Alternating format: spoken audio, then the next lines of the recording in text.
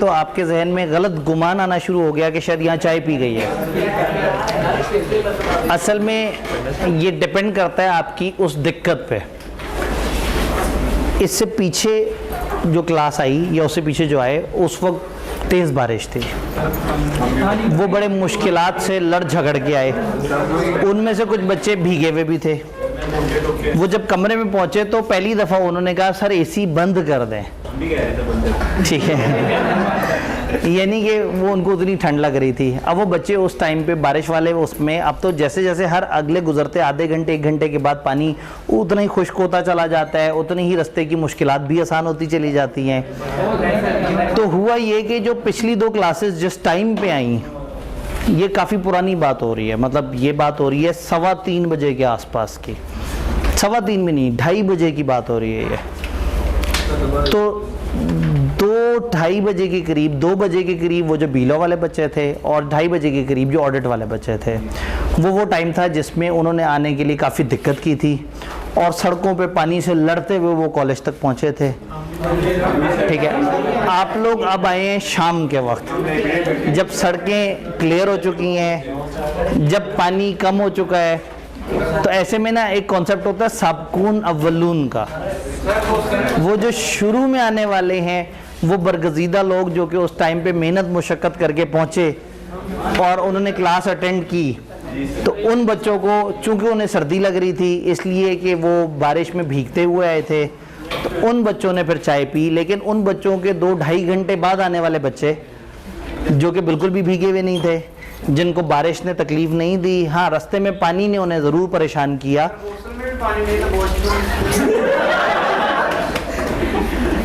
तो बारिश वाले दिन पानी मसला करता है, पानी का होना मसला करता है, पानी का ना होना मसला करता है। इसका मौसम से ताल्लुक़ नहीं, इसका किस्मत से ताल्लुक़ है। ये मसला आपके साथ कभी भी हो सकता था। हॉस्टल में पानी की अनअवेलेबिलिटी, तो इसका तो मतलब बारिश से ताल्लुक़ ही नहीं है। आप कहेंगे नहीं सर बारिश हो रही थी तो लाइट गई हुई थी, लाइट गई हुई थी तो घर बैठ के पढ़ाई भी नहीं हो रही थी, तो हम घबरा के घर से निकले कि चलो कॉलेज जाके पढ़ लेते हैं। तो कॉलेज तो आप अपने फ़ायदे के लिए आए, फिर आपने सोचा आप आए हुए हैं तो क्लास में भी चले जाते हैं, तो आप लोग क्लास में आ गए। आए बहुत मुश्किल से। देखिए मुझे बिल्कुल यकीन करें, इस वक्त आप पे बिल्कुल भी तरस नहीं आ रहा। वो बच्चे जिस हालत में आए थे, जिस तरह से था, उनको देख के उन पर तरस आ रहा था। तो मसला चाय पिलाने ना पिलाने का नहीं है, मसला ये है कि आप मतलब फर्स्ट डिजर्व देन डिज़ायर ना। तो आप तो अभी एक भाई ने कहा बाहर से जाके कपड़े गीले करके आ जाते हैं ताकि जो है ना, क्या करेंगे चाय पी के, क्यों पियेंगे चाय, दिल भी नहीं कर रहा पता है आपका चाय पीने का। एवं बस ये है कि क्योंकि क्लास में कप रखे नज़र आ गए क्लास में, तो इसका मतलब है कि यहाँ चाय पी गई होगी। ठीक है, तो अब इसको सोच के आपके दिल में एक गुमान सा बनना शुरू हो गया कि चाय पी लेते तो बड़ा मज़ा आ जाता। काफिरों की प्रोडक्ट है, बाहर से इंपोर्ट होके आती है, यहूदी कंपनियां ऐसे बना रही हैं। ठीक है, पाकिस्तान में ज़्यादातर कंपनियां जो दूध के डब्बे बना रही हैं, उनके कहीं ना कहीं होल्डिंग कंपनीज मुल्क से बाहर हैं। सारा बाइकआउट आप जो है वो बस एक ही जगह पे जाके कर देते हैं। तो इस वक्त बाइकआउट करें, चाय का बेहतरीन बाइकआउट किया जाए।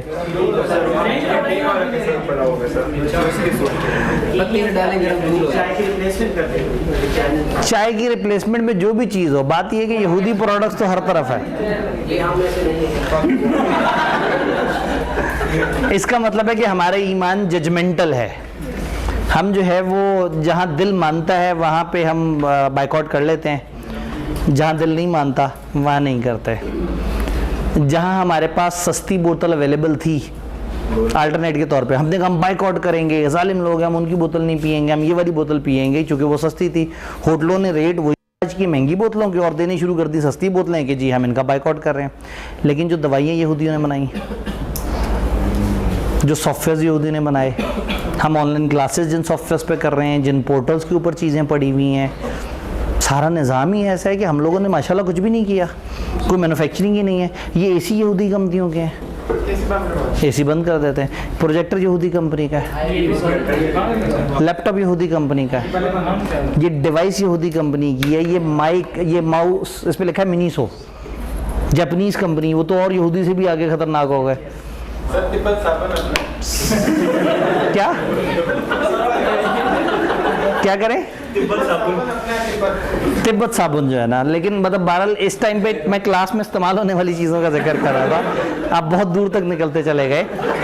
तो पॉइंट ये है कि जाहिर है हम इस टाइम पे एजुकेशन से रिलेटेड चीज़ों का जिक्र कर रहे हैं। तो आपके पास जो बॉल पॉइंट्स हैं उनमें से शुक्र है कुछ बॉल पॉइंट बनाने वाली कंपनी यहाँ की हैं, बहुत सारे पॉइंटर्स भी बाहर से आते हैं।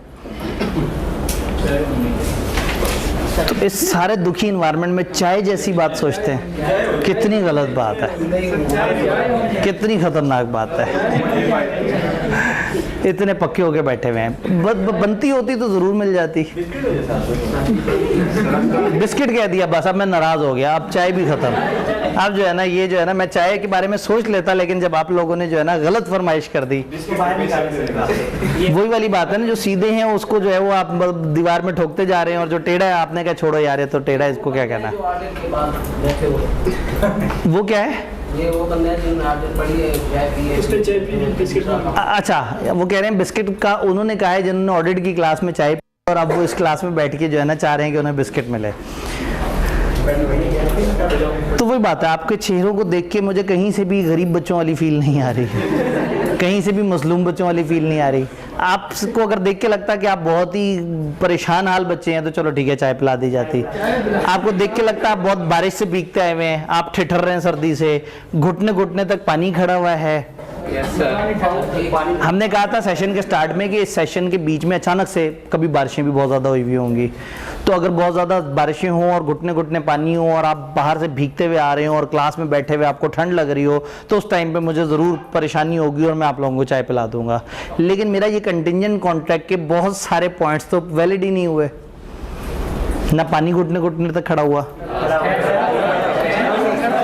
कॉलेज के सामने। पहले तो कॉलेज के अंदर भी पानी आ जाता था ना, कॉलेज के सामने।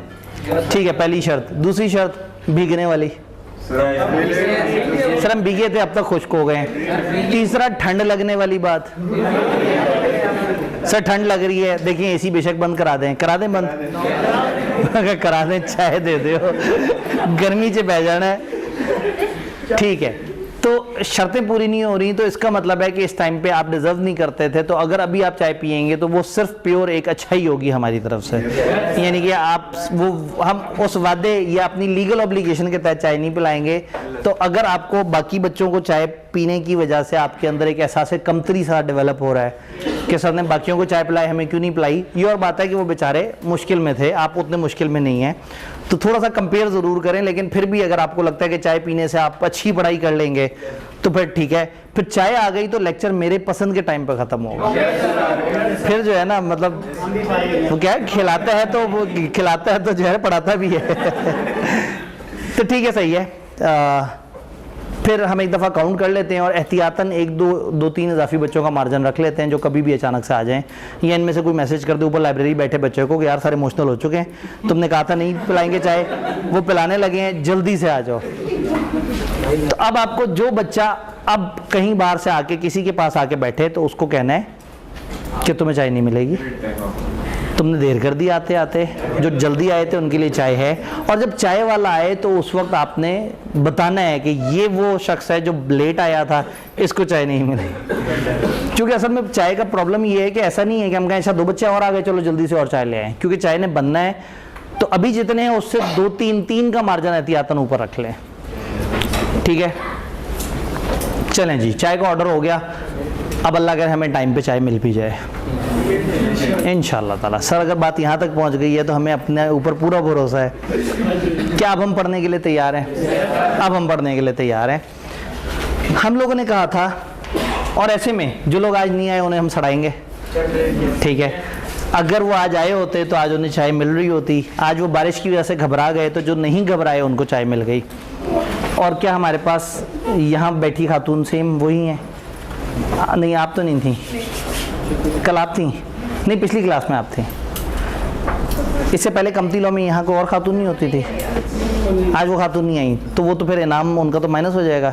या इनाम था 80% ऑफ द टाइम, किसी और को उठा, ठीक है। चले नहीं, असल में रूल ये था कि जो अगर खातून यहाँ पे 80% ऑफ द टाइम यहाँ बैठी रही हैं और उन्होंने पूरा सेशन हमें इसमें हेल्प की, तो हमने उनके लिए एक रिवॉर्ड सोचा हुआ था। तो वो अभी एक दिन से मेरे ख्याल में 80% वाला रूल वॉलेट नहीं होता, लेकिन अगर 2 छुट्टियाँ हो गई तो 12 में से 2, फिर भी 80% तो हो ही जाएगा। तो 3 छोड़ने में मसला होगा। तो अगर अगले 2 दिन तक वो खातून ना आई तो फिर उनको वो रिवॉर्ड नहीं मिलेगा जो हमने सोचा हुआ है। डन हो गया। मैंने बताया शायद पिछले क्लास में, इधर नहीं बताया, तो बस ठीक है, उनको पता लग जाएगा ना जिनको रिवॉर्ड मिलना है। अगर रिवॉर्ड बता दिया तो रिवॉर्ड के लालच में यहाँ बैठ के अगर हेल्प की तो फिर क्या हेल्प की। मज़ा तो तब हो ना कि एक नेक नियति से कि हाँ भाई सर को ज़रूरत है, सर पढ़ा रहे होते हैं तो उस टाइम पे बड़ी हेल्प हो जाती है जब लाइट्स कंट्रोल की जाए। तो अगर मैं पहले दिन ही बता देता ये रिवॉर्ड है तो फिर तो लड़ाइयाँ हो रही होती कि हमने इधर बैठना है, तो फिर वो क्लास की बेहतर तरसील की लेना होती, वो एक पर्सनल लालच हो जाता। तो इसलिए रिवॉर्ड का जिक्र किया था लेकिन बताया नहीं था क्या है। वो आखिरी दिन इंशाल्लाह ताला कल या परसों इंशाल्लाह उसका तस्करा कर देंगे कि वो रिवॉर्ड है क्या। तो हम लोगों को कंपनी समझ आ गई, कंपनी लॉ समझ आ गया, कंपनियों की कैटेगरी समझ आ गई, कंपनी रजिस्टर कैसे होती है समझ आ गई, शेयर कैपिटल के मसले क्या हैं, शेयर कैपिटल इशू करने के लिए जनरल पब्लिक को ऑफ़र कैसे देते हैं वो समझ आ गया, लोन्स वगैरह किस तरह से इशू करते हैं उसके ऊपर बात हो गई, कंपनी डिविडेंड किस तरह से देती है, अकाउंट्स कैसे मेंटेन करती है, और अगर कोई रिलेटेड पार्टीज या अपने आपस वाले लोगों के साथ इंटरेस्ट इन्वेस्टमेंट वगैरह होती है वो कैसे होती है, और कंपनी बंद कैसे होती है वो समझ आ गई। अब ये 3 दिन हमारा टारगेट है मैनेजमेंट समझने का, कंपनियां चलती कैसे हैं। ये तो हमने by the way different issues की बात की। कंपनियां कैसे चलती हैं, कंपनियां या मेंबर्स चलाते हैं या डायरेक्टर्स चलाते हैं। मेंबर्स इकट्ठे होते हैं, अपनी मीटिंग में कुछ फैसले करते हैं और उन फैसलों पे कंपनी के एम्प्लॉइज़ अमल पैरा हो जाते हैं। और सम टाइम डायरेक्टर्स इकट्ठे होते हैं और वो अपनी मीटिंग में फैसले करते हैं, फिर वो कंपनी को अपने तरीके से चलाते हैं। तो इंतज़ामिया असल में मेंबर्स नहीं होते, इंतज़ामिया कौन होते हैं, डायरेक्टर्स। तो चैप्टर 3 और 4 डायरेक्टर्स और अदर ऑफिसर्स पे बात करेगा, तो वो ज़रा बड़े चैप्टर है चैप्टर 3, जिसमें बहुत डिटेल से हम बात करते हैं कि इंतज़ामिया क्या है। कल वो हाफ चैप्टर करेंगे और परसों हाफ, यानी कि उस चैप्टर को, वही चैप्टर इसको हम 2 हिस्सों में डिवाइड करके पढ़ रहे होंगे इंशाल्लाह। तो आज का जो हमारा टारगेट है थोड़ा सा तगड़ा टारगेट है, दैट इज़ मेंबर्स क्या कर रहे होते हैं, मेंबर्स मीटिंग में कैसे इकट्ठे होते हैं। तो इस चैप्टर का बाय डिफ़ॉल्ट जो हमारी अजम्पशन ये है कि इस चैप्टर में हम majority of the time members बात कर रहे होंगे। पहले एक ओवरऑल मैप समझेंगे और उसके बाद सारी बातें हम मेंबर्स की करना शुरू कर देंगे। तो उस मैप को देखने की कोशिश करते हैं। 3 प्रेस कर दें ज़रा, जज़ाकल्लाह। चैप्टर 8 मीटिंग्स, ये हमारी किताब के इंटरेस्टिंग चैप्टर्स में से एक चैप्टर है। किताब में बोर चैप्टर्स भी हैं, कुछ में ज़रा ज़्यादा टाइम लगता है, कुछ में क्रैमिंग ज़्यादा है। ये चैप्टर ऐसा है जिसमें लॉजिक भी है, क्रैमिंग भी है, और ये काफ़ी इंपॉर्टेंट है क्योंकि इस पोर्शन में चैप्टर 3 काफ़ी भयानक है, काफ़ी लंबा चौड़ा सा है, तो लोग उससे अक्सर घबरा जाते हैं। तो जब 8 भी अच्छा तैयार ना और 3 से आप घबरा गए हो तो इसका मतलब आपने पेपर में 25, 26, 27 नंबर का अपना मार्जिन लूज़ कर दिया। तो ये चैप्टर अच्छा खासा इंपॉर्टेंट हो जाता है तैयारी करते वक्त। जब हम मीटिंग्स की बात करते हैं तो एक कंपनी में मीटिंग्स 2 लेवल्स पे हो रही होती हैं, या डायरेक्टर्स लेवल पे या मेंबर्स लेवल पे। जो डायरेक्टर्स लेवल की मीटिंग है वो फर्दर 2 लेवल पे हो रही होती है। अगर सारे डायरेक्टर्स को बुलाएं तो वो बोर्ड मीटिंग कहलाती है, और अगर एक डायरेक्टर की किसी सिलेक्टेड कमेटी को, किसी खास ग्रुप को बुलाएं तो वो कहलाती है कमेटी मीटिंग। कंपनी में जितने भी मामले होते हैं, जो कुछ भी करना होता है वो डायरेक्टर्स ने करना है ज़्यादातर। अब डायरेक्टर्स हर काम सारे के सारे मिलके नहीं करते, उन्होंने अलग अलग कामों के लिए कमेटी बनाई हुई होती है, और कमेटी जो फैसला करती है वो सारे डायरेक्टर्स और सारी कंपनी पे एप्लीकेबल होता है। इसकी बेस्ट एग्जांपल ऐसे है जैसे पाकिस्तान में हमारी गवर्नमेंट की जिम्मेदारी है कि वो हमें बताए कि अगला इस्लामिक महीना शुरू हुआ या नहीं हुआ। गवर्नमेंट से मुराद है हमारे असेंबली मेंबरान की जिम्मेदारी है। उन असेंबली मेंबरान ने क्या किया, ये जिम्मेदारी डेलीगेट कर दी। वो सारे लोग जिनकी नज़रें कमज़ोर थी और जिनकी एज 70-80 से ज़्यादा थी, उन सारे लोग इकट्ठे किया और उनकी एक कमेटी बना दी जिसको कह दिया रुयत हलाल कमेटी। तो ये कमेटी के चंद मेंबरान इकट्ठे होंगे और ये फैसला देंगे, लेकिन इनका फैसला गवर्नमेंट का फैसला माना जाएगा।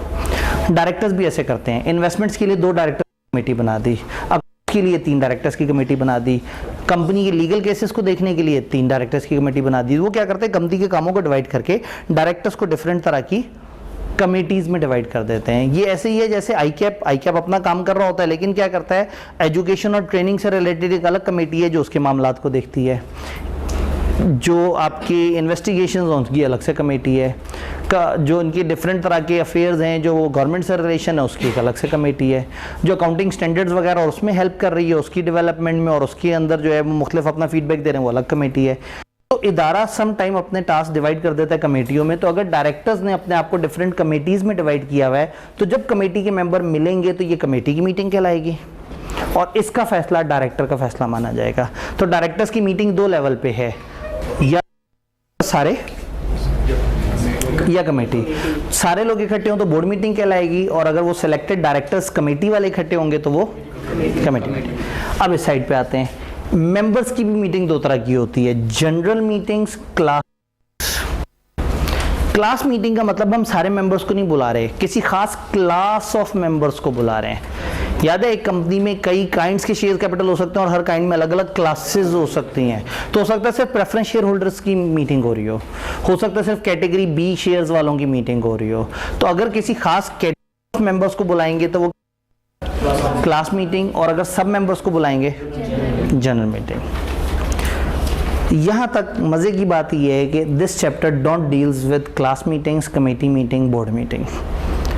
इस चैप्टर में जब भी कोई टॉपिक पढ़ रहे हो तो आपने पलट के ये नहीं पूछना सर हम डायरेक्टर मीटिंग का जिक्र कर रहे हैं, क्लास का जिक्र कर रहे हैं या किसका जिक्र कर रहे हैं। हम हमेशा जनरल मीटिंग का जिक्र कर रहे होंगे। एक आध जगह जहाँ किसी और मीटिंग का तस्करा है तो किताब खुद बता देगी, लेकिन इस चैप्टर की प्राइमरीली जो अजम्पशन है वो क्या है, जनरल मीटिंग।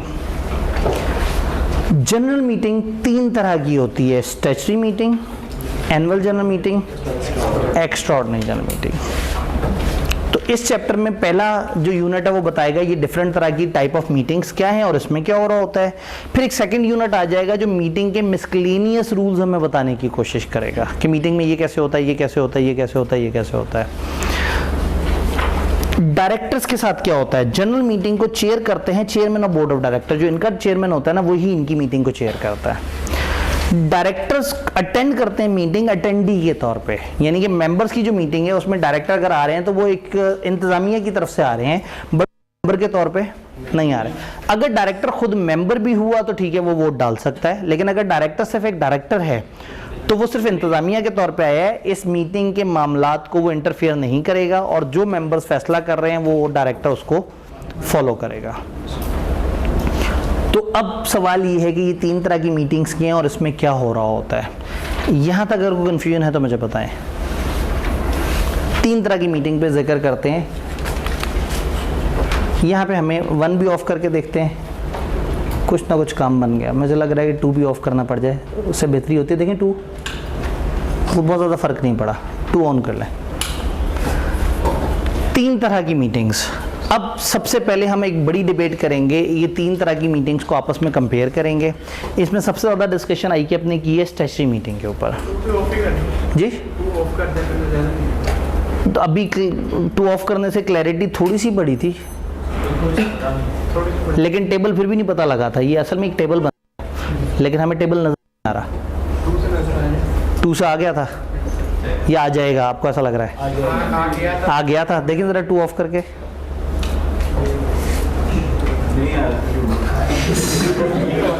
मुझे इतने करीब से नजर नहीं आ रहा तो आपको पता नहीं कैसे नजर आ रहा हो। ठीक है जी, 2 दोबारा से ऑन करते हैं। Objection overruled. अब समझना ये है कि ये मीटिंग्स क्यों हैं, कब हैं, किस तरह से हो रही हैं। किताब में ये टेबल इस तरह से नहीं है। किताब में 3 अलग अलग सेक्शंस हैं तीनों मीटिंग्स के ऊपर। तो होगा ये कि हम इन तीनों को डिफरेंशिएट करते करते इन 2 पे टाइम लगाएंगे और फिर जब इसके अंदर एंटर होंगे तो फिर हम इससे रिलेटेड सेक्शन के ऊपर भी बात कर देंगे। अब इन तीनों मीटिंग्स में क्या फ़र्क है। जनरल मीटिंग का मतलब होता है जब सारे मेंबर्स को बुलाया जाए। तो ये तीनों ही जनरल मीटिंग की किस्में हैं, statutory meeting, annual general meeting और किसकी किस्म है ये, जनरल मीटिंग की, यानी कि मेंबर्स की किस्म है, मेंबर्स की मीटिंग की किस्म है। अब अगर आप पूछें सर इनमें 1 लाइनर डिफरेंस बताएं तो मैं आपसे कहूँगा जिंदगी की पहली और एक दफ़ा होने वाली मीटिंग को स्टैट्यूटरी मीटिंग कहते हैं। हर साल होने वाली सालाना मीटिंग को एनुअल जनरल मीटिंग कहते हैं। और इन 2 से हटके जब मेंबर को कभी भी किसी अहम इशू पे इकट्ठा होना पड़े उसको क्या कहेंगे, एक्स्ट्राऑर्डिनरी मीटिंग।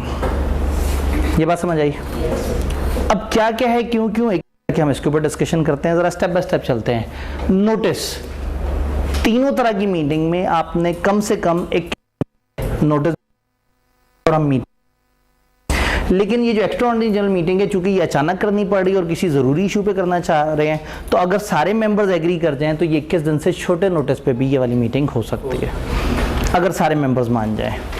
अदरवाइज नोटिस हमेशा 21 दिन का है।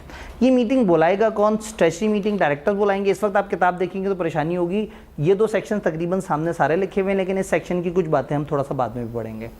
ये मीटिंग डायरेक्टर बुलाएंगे, ये भी डायरेक्टर बुलाएंगे। ये वाहिद मीटिंग है जो डायरेक्टर्स भी बुला सकते हैं और कुछ लोग फरमाइश पे भी बुला सकते हैं।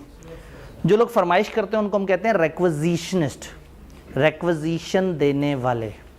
रिक्विजिशन कहते हैं दरख्वास्त को, तो दरख्वास्त देने वाले कहलाएंगे रिक्विजिशनिस्ट। ये कौन लोग हैं? 10% या उससे ज़्यादा पावर रखने वाले लोग। अगर चाहें तो वो कंपनी में रिक्वेस्ट कर सकते हैं कि जी बड़ा अहम इशू है, हम चाहते हैं कि एक मीटिंग हो।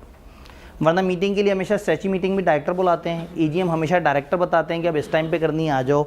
लेकिन ये वाली मीटिंग डायरेक्टर तो बुला सकते हैं, लेकिन अगर रिक्विजिशनिस्ट को लगता है कि ये मीटिंग हो जानी चाहिए, या 10% मेंबर्स को ये लगता है, 10 या 10% से ज़्यादा लोगों को लगता है कि मीटिंग होनी चाहिए, तो वो डायरेक्टर्स को रिक्वेस्ट करेंगे कि भाई हमारे कहने पर मीटिंग बुला लो, और फिर इंतज़ार करेंगे डायरेक्टर्स का कि वो अगले 20-21 दिन तक क्या कर रहे हैं।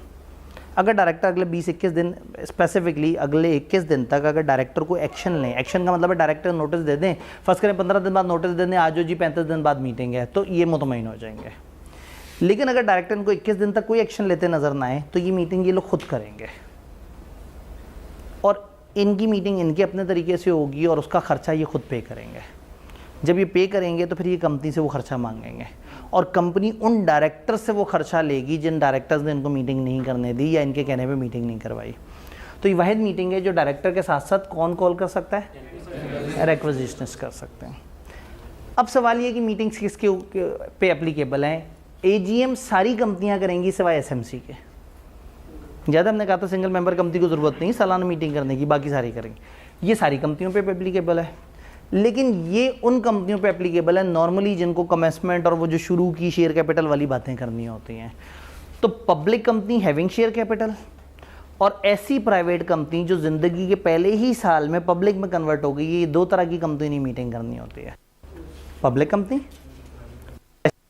जो साल के अंदर कन्वर्ट हो गई है, तो उसने ये वाली करनी है। क्यों करनी है एक अलग डिबेट है, लेकिन इसने करनी है। तो ये सब ने करनी है, ये सब कर सकते हैं। ये एसएमसी के अलावा बाकी सारे करेंगे, और वो सिर्फ पब्लिक और वो प्राइवेट जो ज़िंदगी के पहले ही साल में कन्वर्ट हो गई पब्लिक में, वो ये करेगी मीटिंग। टाइमलाइन, एजेंडा, क्या करेंगे, किस तरह से करेंगे, टाइमलाइन ये कभी भी की जा सकती है, ज़िंदगी में कभी भी हो सकती है। लेकिन अगर रिक्विजिशन दे दी है तो फिर 90 दिन में करना वाजिब हो जाएगा। अगर एक्विजिशंस ने कहीं मीटिंग करो तो डायरेक्टर 21 दिन में एक्शन लेंगे, और वो एक्शन ये होगा, फ़र्ज़ करें उन्होंने 15वें दिन कहा कि हाँ भाई ये मीटिंग करते हैं, तो मीटिंग का एक टाइम देंगे। मीटिंग ज़्यादा से ज़्यादा रिक्विजिशन के 90 दिन तक जा सकती है, उससे आगे नहीं जाएगी। तो हो सकता है 15 दिन गुजरने पे वो कहें आज से 75 दिन बाद हम एक मीटिंग करेंगे, तो ओके है। लेकिन वो कहेंगे ना 76 दिन बाद मीटिंग, तो गलत हो जाएगा। अच्छा, पहले 21 दिन इंतज़ार करना पड़ेगा इनको डायरेक्टर्स की तरफ। अगर डायरेक्टर 21 दिन तक एक्शन नहीं लेंगे तो अब रिक्विजिशन से इकट्ठे होकर समझ जाएंगे कि वो तो मीटिंग कराने में इंटरेस्टेड नहीं है, अब मीटिंग हमने करानी है। अब 90 में से 21 दिन ऑलरेडी गुजर चुके हुए हैं, अब रिमेनिंग जो दिन बच गए हैं उसमें रिक्विजिशनिस्ट मीटिंग कर सकते हैं। तो ये मीटिंग रिक्विजिशनिस्ट बुलाएं या डायरेक्टर्स बुलाएं, रिक्विजिशन के दिन से मैक्सिमम इसकी टाइमलाइन क्या है? 90 डेज। क्लियर? सवाल ये कि एजीएम की क्या टाइमलाइन है? जवाब ये है कि मेरे सामने इतने पढ़े लिखे लोग मौजूद हैं कि मैं बताता हुआ ही शर्मिंदा हो जाऊँ आप लोगों को। मैं बताऊँ कि एजीएम का क्या टाइम है। आप लोगों ने तो पहले से पढ़ा हुआ है। फर्स्ट एजीएम 16 महीने में, सब्सिक्वेंट हर कैलेंडर ईयर में, और उसमें 120 days of close of financial year. अच्छा, ये वाली मीटिंग कब करनी है? ये शुरू के 6, 8, 9 महीने में कर लेनी है। इसके लिए टाइमलाइन लॉ ने क्या बताई? वो कहते हैं अर्लियर ऑफ। अब देखिए पब्लिक कंपनी है, तो पब्लिक कंपनी को सर्टिफिकेट ऑफ इनकॉर्पोरेशन भी मिला होगा, और हमने पढ़ा है कि उसने सर्टिफिकेट ऑफ कमेंसमेंट भी मिला होगा। तो सर्टिफिकेट ऑफ इनकॉर्पोरेशन से 9 मंथ और certificate of commencement of business से 180 दिन, यानी अप्रॉक्सीमेटली 6 महीने। Earlier of 180 days from commencement of business या 9 मंथ्स फ्रॉम डेट ऑफ। तो एक कंपनी जिस दिन इनकॉर्पोरेट हुई है वो डेट देख लेंगे, जिस दिन कमेंसमेंट सर्टिफिकेट मिला वो डेट देखेंगे, इसमें 9 मंथ ऐड करेंगे, इसमें 180 डेज ऐड करेंगे, दोनों को कंपेयर कर लेंगे। जो अर्लियर टाइम होगा उसमें ये मीटिंग करानी पड़ेगी। टोटका है कि अगर इनकॉर्पोरेशन के अगले 2-3 महीने में कमेंसमेंट हो जाती है तो कमेंसमेंट के 180 दिन पहले पूरे हो जाएंगे,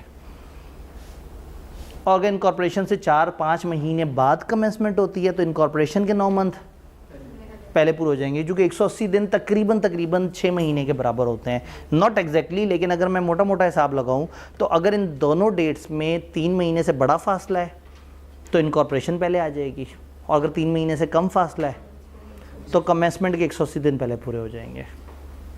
ये बात मैथमेटिकली समझ आई? टाइम ज़्यादा होता तो हम न्यूमेरिकली भी देखते रेगुलर क्लास में, तो हम इस पर थोड़ा सा इस तरह से डिबेट कर सकते हैं, लेकिन यहाँ हमारे पास मार्जिन कम है।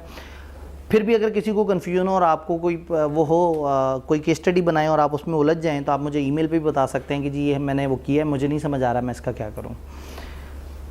ये टाइमलाइन बन गई। एक और मज़े की बात है, पहली एजीएम कब होनी है? क्या 16वें महीने करनी है मीटिंग? Within 16 month. तो हो सकता है आप ये 8वें महीने कर रहे हो, आपका टाइमलाइन ऐसे बन रहा हो फर्स्ट ईयर एंड कि आप 8वें महीने कर दें। तो जब आप 8वें महीने कर रहे हैं तो टेक्निकली इसका टाइमलाइन चल रहा होगा।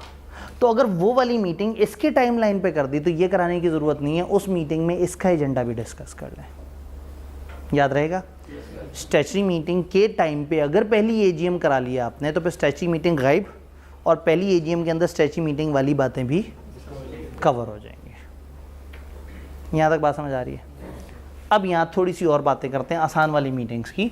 एक्स्ट्राऑर्डिनरी जनरल मीटिंग, इसमें कोई भी स्पेशल बिजनेस डिस्कस हो सकता है।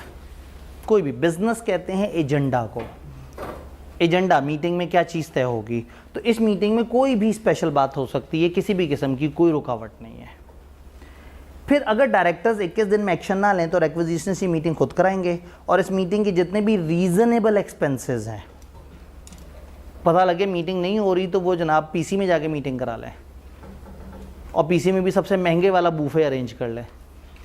तो रीजनेबल एक्सपेंसेस इस मीटिंग के जो होंगे वो कंपनी से मांगेंगे, और company remuneration of defaulting directors को निकाल के देगी। तो ये जो आपका एक्सटर्नल जनरल मीटिंग का सेक्शन है वो सारा का सारा इस टेबल पे क्लब हुआ हुआ है। ये 2 सेक्शन इस टेबल में हैं, तीसरा सेक्शन हम अलग से भी कुछ बातें पढ़ेंगे। ईओजीएम में कोई कन्फ्यूजन है तो बताएं। ये समझ आ रही है?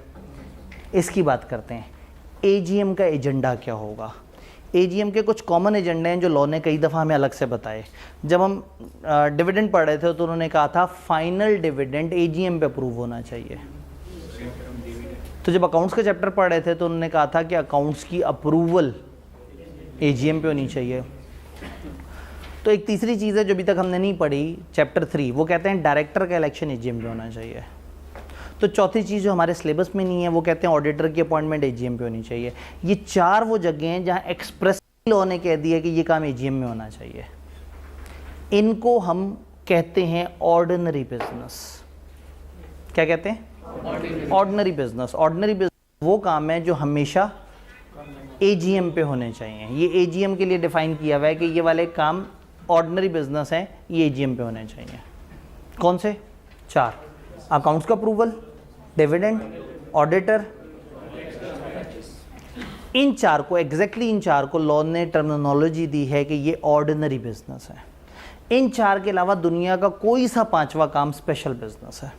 तो एजीएम पे ऑर्डिनरी बिजनेस तो होंगे ही होंगे, उसके अलावा, जबकि ईओजीएम में हमने कहा था सर स्पेशल बिजनेस होगा। वो 4 तो एजीएम में होने हैं। तो ये 4 ऑर्डिनरी बिजनेस हैं और इन 4 से हटके जो है वो स्पेशल बिजनेस है। ये बात हमें समझ आ रही है? अब एजीएम पे 2 नई बातें जो अभी तक हमें नहीं पता। लिस्टेड कंपनी की एजीएम उसी टाउन में होगी जहां उसका रजिस्टर्ड ऑफिस है। जिस भी शहर वगैरह जिस भी कस्बे में उनका वो है वहाँ पे होगी। अगर वो शहर नहीं है और आप अगर शहर में करना चाहते हैं तो जो आपसे नियरेस्ट शहर बनता है आप वहाँ कराएंगे। यानी कि लिस्टेड कंपनी जहाँ पे रजिस्टर है उसी जगह या उसके इंतहाई करीब मीटिंग कराएगी, कहीं दूर जाके नहीं कराएगी। लिस्टेड कंपनी की AGM in town of register office होगी, नियरेस्ट सिटी में होगी। दूसरा इंपॉर्टेंट रूल, लिस्टेड कंपनी में 10% ऑफ द मेंबर्स के पास ये इख्तियार है। लिस्टेड कंपनी है, लाहौर में फ़र्ज़ करें उसके 22% मेंबर्स हैं, उन्होंने कह दिया हम कराची में कर रहे हैं अपनी AGM, तो लाहौर वाले दुखी होंगे कि भाई ये क्या बात है, कराची अब कौन जाए, और मीटिंग भी ज़रूरी है। तो अगर लाहौर में 10% लोग इकट्ठे होकर चले जाएं कंपनी के पास या कंपनी को ख़त भेज दें कि हम लोग 10% से ज़्यादा हैं और हम उस शहर में जिस शहर में तुम लोग AGM नहीं करा रहे, तो कंपनी उनको उनके शहर में टेली वीडियो कॉन्फ्रेंसिंग की फैसिलिटी देके मीटिंग के साथ कनेक्ट करवाएगी। उनको एक जगह बुलाएगी, वहाँ एक टीवी सा लगा हुआ होगा, वहाँ पे कनेक्ट हुए होंगे इंस्ट्रूमेंट्स, और कराची में बैठी हुई मीटिंग में टेली वीडियो कॉन्फ्रेंसिंग के थ्रू जो उस मीटिंग को ज्वाइन कर लेंगे। ये राइट है 10% वोटिंग पावर रखने वाले बंदों का कि अगर वो कहें कि हमें मीटिंग में शामिल होना है तो कंपनी उनको फैसिलिटेट करेगी। लिस्टेड कंपनी में 10% मेंबर्स रिक्वायर कर सकते हैं AGM से 7 दिन पहले कि मुझे वीडियो लिंक प्रोवाइड किया जाए मेरे शहर में। एक बंदा भी हो सकता है और 2-3 बंदे मिलकर 10% हो जाएं तो वो भी ऐसा कह सकते हैं। तो AGM हमें पहले से पता था सारी बातें, सिर्फ नई बात हमें ये पता लगी या हमें ऑर्डिनरी बिजनेस के बारे में जाना। सेक्शन के अंदर ये ऑर्डिनरी बिजनेस का जिक्र नहीं है, ये ऑर्डिनरी बिजनेस थोड़ा आगे लिखा हुआ है, लेकिन मैंने फ़ायदा उठाते हुए मौके का उसको यहाँ डिस्कस कर लिया। तो AGM में ये 2 नई बातें हमें पता लगी, EOGM सब नया था, इन दोनों को हमने समझ लिया। अब डिबेट रह गई कि ये क्या है, इसमें क्या चीज़ें चल रही हैं, ये किस तरह से हो रही हैं। हमें एक दफ़ा लाइट अब ओपन करनी पड़ेगी, 1-3 दोनों।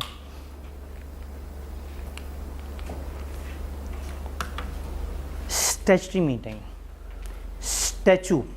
स्टैचू का मतलब होता है लॉ, स्टैचुटरी मीटिंग कानूनी मीटिंग, इतनी ज़रूरी मीटिंग कि शायद मैं आपको याद कराऊं, वाइंडिंग अप के सर्कमस्टांसेस में लिखा था कि अगर स्टैचुटरी मीटिंग ना कराई तो वाइंड अप, इसकी रिपोर्ट ना जमा कराई तो वाइंड अप, AGM पे फिर लिखा था 2 छोड़ दें तो वाइंडिंग अप, लेकिन स्टैचुटरी मीटिंग ना की, गेम ओवर।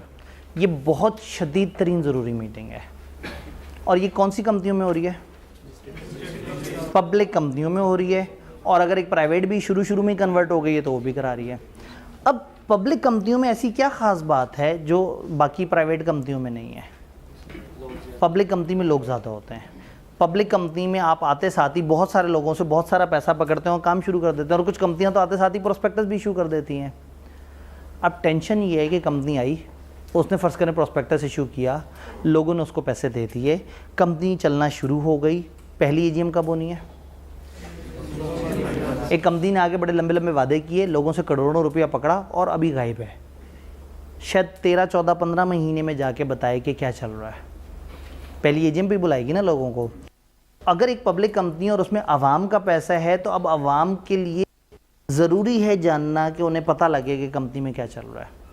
अब कंपनी बनते साथ ही अगर सबको बुला लेंगे तो भी कोई फ़ायदा नहीं, अभी तो कार्रवाइयाँ ही नहीं शुरू होंगी। तो लॉ ने ये 6 से 9 महीने का टाइम निकाल लिया। आप देख रहे हैं कमेंसमेंट के 180 दिन और इनकॉर्पोरेशन के 9 मंथ, तो टेक्निकली ज़्यादा से ज़्यादा 9 महीने, और अर्लियर होने पे 6-7 महीने पे भी आ सकती है। तो अगर गौर से देखें तो इन्होंने टाइमलाइन ऐसे रखी कि कंपनी बनने के 6 से 9 महीने के दरमियान आपको ये मीटिंग करानी पड़ जाए। अब क्यों कराएंगे? ये मीटिंग कराएंगे तमाम लोगों को एतमाद में लेने के लिए, उन बुला के बताएंगे कि कंपनी बनने के बाद से हमने अभी तक क्या किया, हमने कितने शेयर इशू किए थे, हमारे पास पैसे कितने आए थे, हमने प्रोजेक्ट शुरू कर दिया या नहीं कर दिया, हमारे कितने पैसे लग चुके हैं, हमारे पास हाथ में इस वक्त कितने पैसे हैं, कंपनी के डायरेक्टर और मेन ऑफिसर कौन से हैं, हमने अंडर राइटिंग करवाई थी या नहीं करवाई थी, हमें ज़रूरत पड़ी। भाई शेयर होल्डर को तो नहीं पता कि कंपनी को ज़रूरत पड़ी या नहीं पड़ी, कंपनी को पता है ना। तो उनको बताएं हमने अंडर राइटिंग कॉन्ट्रैक्ट किया था या नहीं किया था तो ज़रूरत पड़ी थी या नहीं पड़ी थी, जब से कंपनी बनी है तब से लेके अब तक मेजर चेंजेस क्या हुई हैं, और तब से लेके अब तक के अकाउंट्स भी दिखाने पड़ेंगे। अब इस वक्त प्रॉपर अकाउंट्स नहीं होंगे ना, आज डेप्रिसिएशन रिकॉर्ड हुई हुई होंगी ना, एक्रूवल्स रिकॉर्ड हुए होंगे, तो 6-5 महीने के अकाउंट्स हैं, तो ये अकाउंट्स नहीं होंगे, ये रिसीट एंड पेमेंट अकाउंट होगा। एक टी अकाउंट जिसमें जितना पैसा आया एक तरफ, जितना गया वो दूसरी तरफ। तो हम इनकमिंग दिखाएंगे, हम खर्चे दिखाएंगे, रिसीट्स दिखाएंगे हमें शेयर से कितना आया, डिबेंचर से कितना आया, खर्चों में दिखाएंगे हमारे प्रिलिमिनरी एक्सपेंसेस पे कितना खर्च हुआ, हमें कमीशन कितने देने पड़े अपने शेयर्स वगैरह को इशू करने पे, और क्लोजिंग बैलेंस कितना है वो बताना पड़ेगा। सिर्फ इतना ही नहीं करना, इस रिपोर्ट को ऑडिट भी करवाना है।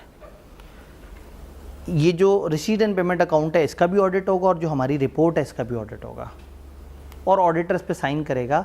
ये जो रिसीट एंड पेमेंट अकाउंट है ये हमारी रिपोर्ट से 15 दिन से ज़्यादा पुराना नहीं होना चाहिए।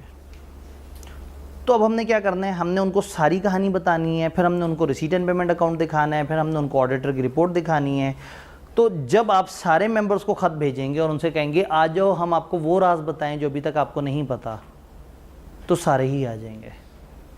अगर आपके 15,000 मेंबर्स हैं और आपने सबको ख़त भेजा तो उनमें से 12-13 हज़ार तो आ ही जाएंगे जानने के लिए कि देखें तो सही कंपनी में चल क्या रहा है। अब 12-13 हज़ार लोगों को बिठाएं कहाँ।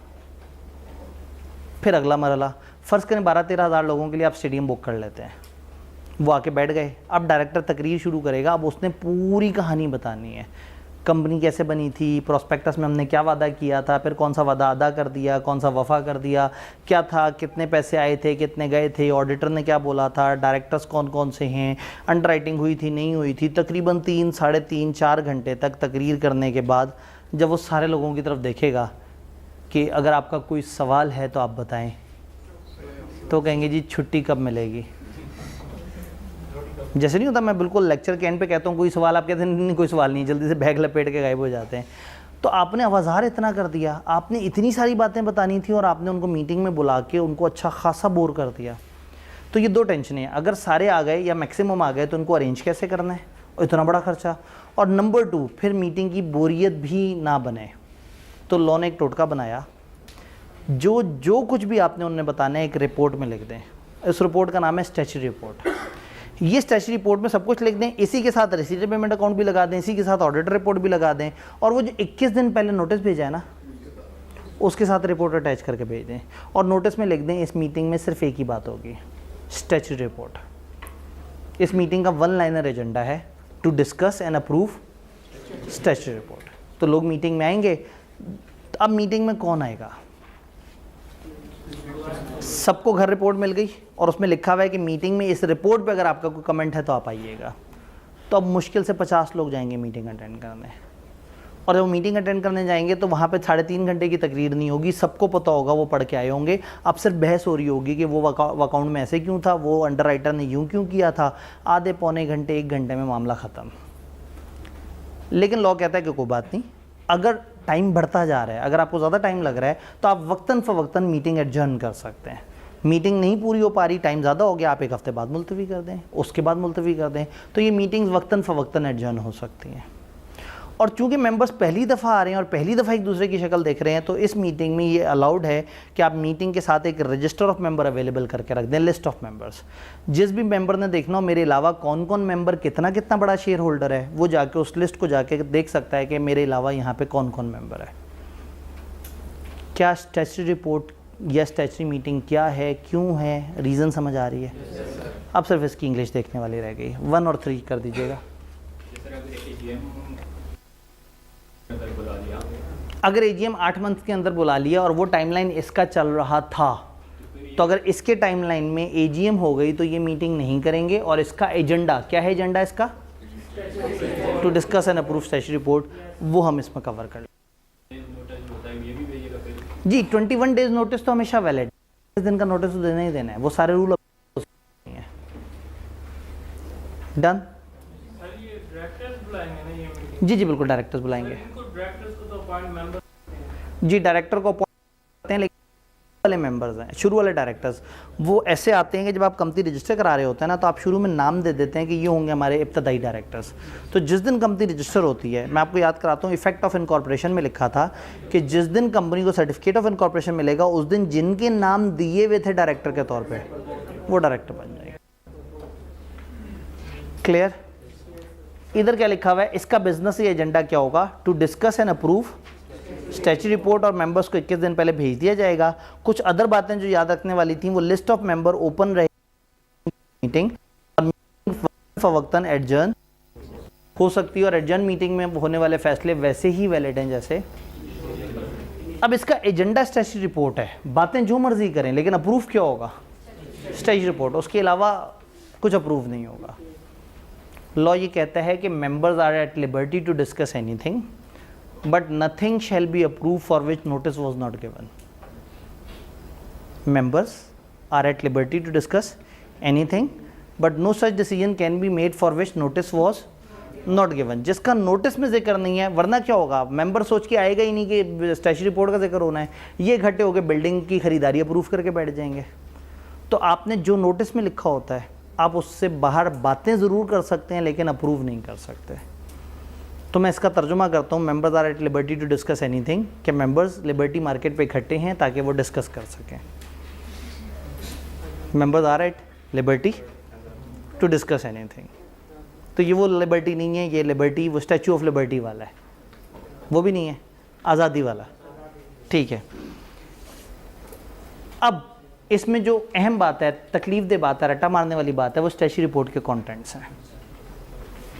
स्टैचू रिपोर्ट के कंटेंट, तमाम शेयर्स जो अलॉट किए आपने, कैश पे कितने और अदर देन कैश कितने, वो कैश अगेंस्ट शेयर कितना आया, वो शेयर्स अदर देन कैश जो थे उनकी detail, receipt and payment account जो कि 15 दिन से ज़्यादा आउटडेटेड नहीं होना चाहिए, जिसमें रिसीट फ्रॉम शेयर डिबेंचर अलग से आ रहा हो, पेमेंट्स अलग से आ रही हो, बैलेंस इन हैंड अलग से आ रहा हो, और जो प्रिलिमिनरी एक्सपेंसेस और जो शुरू के खर्चे उनका अलग से हिसाब आ रहा हो। Director, chief executive secretary, auditor वगैरह के कवाइफ आ रहे हो। कोई कमीशन अगर आपने दिया है शेयर इशू करने पे, वो खासतौर पे जो डायरेक्टर, चीफ एग्जीक्यूटिव और रिलेटेड पार्टी कमीशन दिया उनका जिक्र करें। कोई कॉन्ट्रैक्ट जो मेंबर्स अप्रूवल से मॉडिफाई होने उसका जिक्र कर दें। एक्सटेंट ऑफ कैरिंग आउट और not carrying out, under writing contract हुआ नहीं हुआ, किया या नहीं किया, इसके ऊपर हमने प्रोस्पेक्टस में बात की थी। अब brief review of affairs of company citizens corporation, तो इस रिपोर्ट के अंदर ये हम कॉन्टेंट्स दे रहे होते हैं। फिर क्या होगा, ये सर्टिफाइड होगा, चीफ एग्जीक्यूटिव और कम से कम एक डायरेक्टर साइन करेगा, और अगर लिस्टेड होगी तो सीएफओ भी साइन करेगा। ये बहुत देखी देखी सी बात लग रही है, सेम फाइनेंशियल स्टेटमेंट्स वाली बात है। रिपोर्ट, एक ऑडिटर इसको रिपोर्ट को ऑडिट करेगा, रिपोर्ट के साथ ऑडिटर रिपोर्ट लगी होगी जिसमें शेयर्स अलॉट होने पे बताएगा कि सही है, कैश को बताएगा कि मैंने देख लिया, रिसीव हो गया, और रिसीट एंड पेमेंट अकाउंट के बारे में बताएगा। इस रिपोर्ट की कॉपी और ऑडिटर रिपोर्ट की कॉपी भाई साहब रजिस्ट्रार को भेज देंगे। इसके डेट उस वक्त forthwith after sending report to members, और मेंबर्स को हमने कब भेजी थी भला, 21 दिन पहले। तो इसके डेट्स नहीं बताए लेकिन फोर्थ विद कह दिया। फोर्थ विद का तर्जुमा होता है फिलफॉर, फिलफॉर को कहते हैं फौरी, फौरी को कहते हैं दस्ती, दस्ती को कहते हैं इमीडिएटली, उसी दिन। जैसे ही मेंबर्स को आपने भेजा, इमीडिएटली फौरी तौर पे आपने इनको भी भेज देना है। तो टेक्निकली इसकी टाइमलाइन भी मीटिंग से 21 दिन पहले है। डन जी। स्ट्रेची मीटिंग में क्या, ठीक है, लाइट ऑन कर दीजिएगा दोनों जी। स्ट्रेची मीटिंग में फटा पड़ गया, उन्होंने एडजर्न कर दी, ओके। जब दोबारा हुआ तो फिर वही मसला था, उन्होंने दोबारा एडजर्न कर दी। इसमें लॉ कुछ कहता है, एक सेक्शन है वो हमारे सिलेबस में नहीं है, वो सेक्शन ये कहता है कि अगर कंपनी चलाने वाले कंपनी चलाने में सीरियस ना हो और मीटिंग्स को सीरियस ना लिया जा रहा हो और मसलो मसाइल चल रहे हों, तो ऐसे में उन मेंबर्स के खिलाफ कार्रवाई हो सकती है, उनको लेवल 1 पेनल्टी पड़ सकती है जो बिला वजह प्रॉब्लम्स क्रिएट कर रहे हैं। अब अगेन फड्डा कैसे कहते हैं, फड्डा कहते हैं कुछ लोगों का एतराज़ है, मीटिंग में फैसले होते हैं सिंपल मेजॉरिटी से ज़्यादातर, तो ज़रूरी नहीं कि हमेशा 100% लोग रेडी हों। अगर एक चीज़ पे 70% लोग एग्री करते हैं और 30% नहीं एग्री करते, तो 70% ने रेजोल्यूशन पास करा लेनी है। तो लिख दिया जाएगा कि इसको एतराज़ था, तो मीटिंग होती ही जमहूरियत पे है, और अगर स्पेशल रेजोल्यूशन पास करनी हो तो 75%।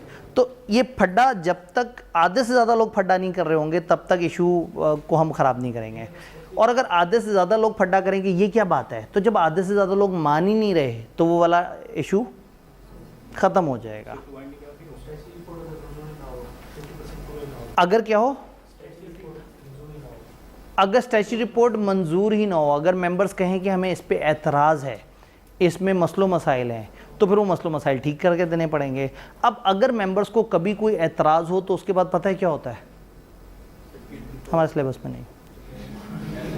आप याद करें हम कहाँ तक पहुँच गए थे, जीएम में इतना आगे तक पहुँच गए थे, अगर मेंबर इकट्ठे हो जाएं, रोला डाल दें और कहीं हम इसको अप्रूव नहीं करते, तो हमने कहा अच्छा रजिस्ट्रार को बता देना इन्होंने अप्रूव नहीं किया। क्या करेंगे नहीं पता। Just for understanding 10% of the members उठ के रजिस्ट्रार के पास जाके कंपनी की इन्वेस्टिगेशन शुरू करवा सकते हैं। कंपनी की रजिस्ट्रार इन्वेस्टिगेशन कराएगा, और अगर लगेगा कि कंपनी गलत तरीके से चल रही है तो वो SCCP को रिपोर्ट भेजेगा। वाइंडिंग अप तक भी बात जा सकती है। नहीं तो एक एरिया है जिसको हम कहते हैं एडमिनिस्ट्रेटर, मैनेजमेंट बाय एडमिनिस्ट्रेटर। तो फिर एक एडमिनिस्ट्रेटर अपॉइंट होकर कंपनी को चलाना शुरू कर देता है, लेकिन इनमें से कोई भी बात सिलेबस में नहीं है। तो फिलहाल ये नहीं सोचना कि मेंबर अप्रूव नहीं करेंगे, और अगर अप्रूव नहीं भी करेंगे तो परेशान नहीं होना, हमारे पास इसका कोई सोल्यूशन कैफ लेवल पे नहीं है। Status report default is met in stated report, तो कोर्ट जो है ना वो वाइंडिंग अप कर सकता है। जी जी बिल्कुल। तो फिर यहाँ पे जो है ना डिफ़ॉल्ट तो बन गया है। हाँ, अब देखें वही वाली बात है कि जहाँ स्टैट्यूटरी रिपोर्ट आप जमा ही नहीं करा रहे होंगे तो वहाँ आपकी वाइंडिंग अप तक भी बात चली जाएगी, और अगर स्टैट्यूटरी मीटिंग ही नहीं हुई तो भी वाइंडिंग अप तक बात जा सकती है। तो बहुत सारे कॉन्सिक्वेंसेज हैं, लेकिन किताब ने हमें ब्रेक लगा दी, हमने भी ब्रेक लगा ली। तीनों तरह की मीटिंग समझ आई। इनमें से कोई भी मीटिंग अगर आप ना कर पा रहे हो, टाइम हो गया और आप नहीं कर पाए, तो फिर ये मीटिंग SCCP करवाएगा, 3 ऑफ कर दीजिएगा, जज़ाकल्लाह। ये मीटिंग फिर SCCP करवाएगा। SCCP कोई भी ऐसी जनरल मीटिंग जो अगर कंपनी डिफ़ॉल्ट कर रही है AGM में, स्टैट्यूटरी मीटिंग या AGM में, तो वो करवाएंगे। SCCP उस मीटिंग को करवाने की जो मर्जी डायरेक्शन देना चाहे वो दे सकता है, कोई भी रूल रख सकता है, नोटिस का कोई भी टाइम रख सकता है। इवन ये कह सकता है एक बंदा भी आ गया, मीटिंग पूरी है, कोरम पूरा है, मीटिंग करा लो। इस मीटिंग का खर्चा SCCP तो देगा, लेकिन उसके बाद में वो कंपनी से लेगा। इवन वो ये भी कह सकता है कि आधा खर्चा कंपनी दे और आधा उसके डिफ़ॉल्टिंग ऑफिसर दे, और हो सकता है वो कहे सारा खर्चा डिफ़ॉल्टिंग ऑफिसर दे। तो SCCP ने डिसाइड करना है कि इस मीटिंग का खर्चा किसके ज़िम्मे होना है। तो अगर मीटिंग हम नहीं कराएंगे तो मीटिंग ज़बरदस्ती कौन कराएगा? SCCP। और SCCP की कराई गई मीटिंग्स में SCCP के रूल्स होंगे, और SCCP तमाम सेक्शन में जो चीज़ें दी हुई हैं उनको ओवरराइड करके जो अपनी मर्ज़ी से करना चाहे कर सकता है।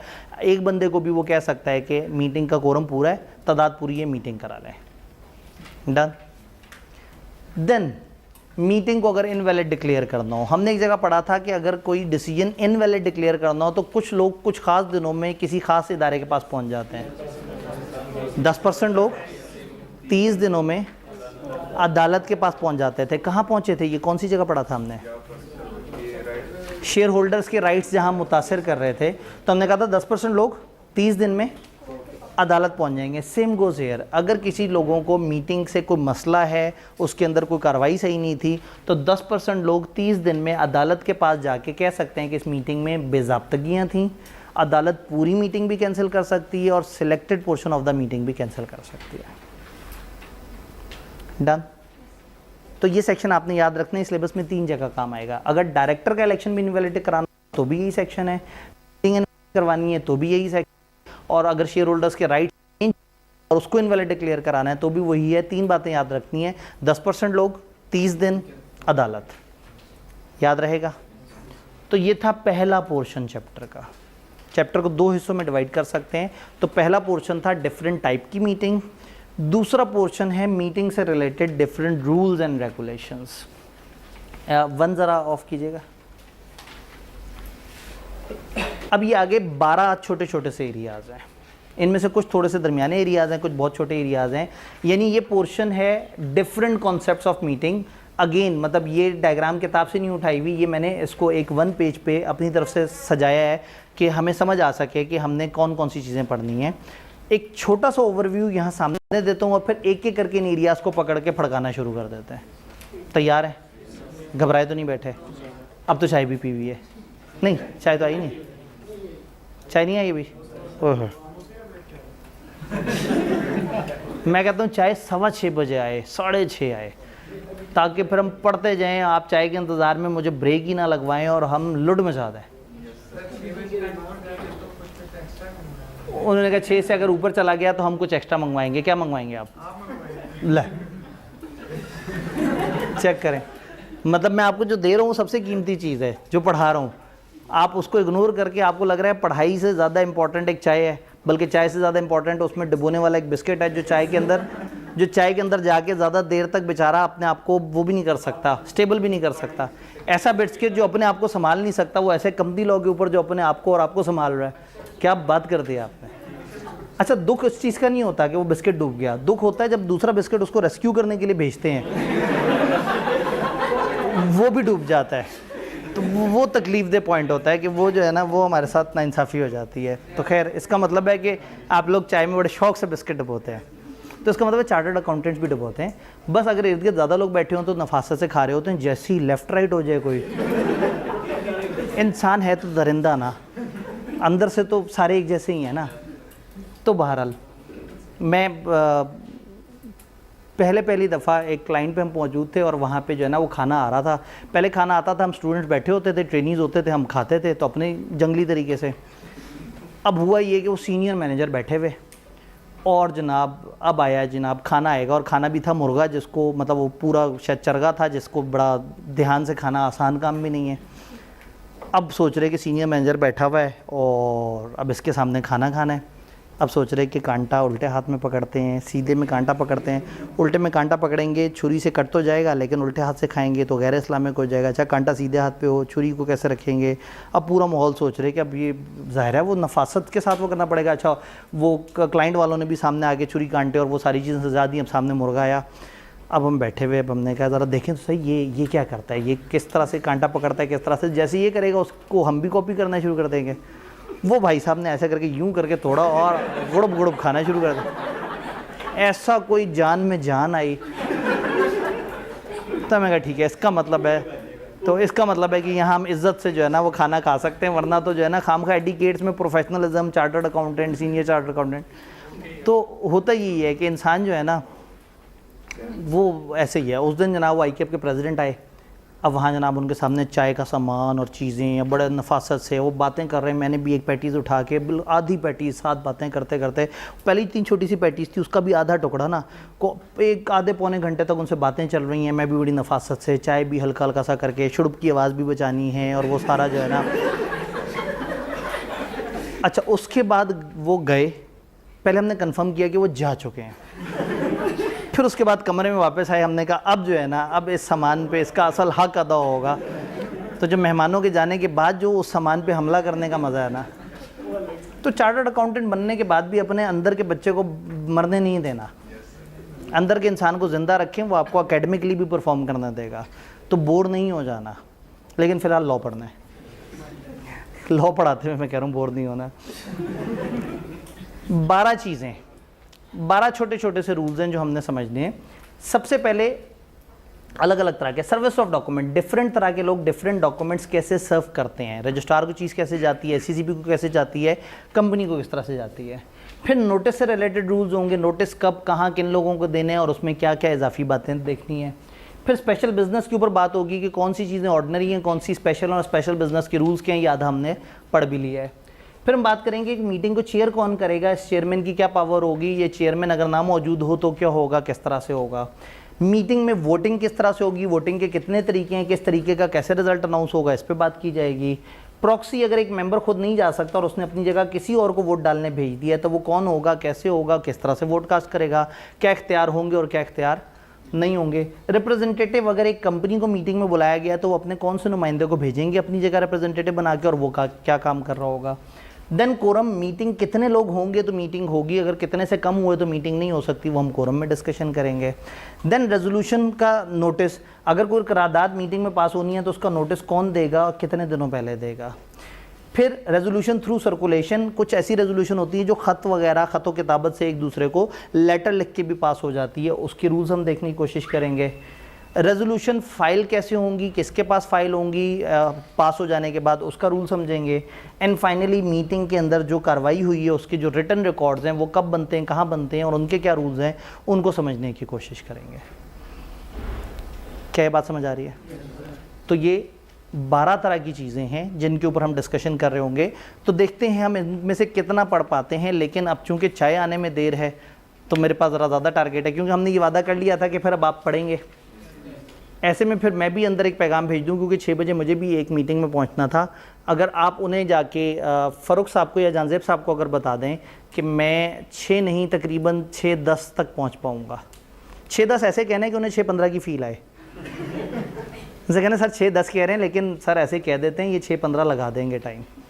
ठीक है, आज तो फिर अब चाय पीवी, आज तो फिर आप बर्दाश्त कर लेंगे जुल्म।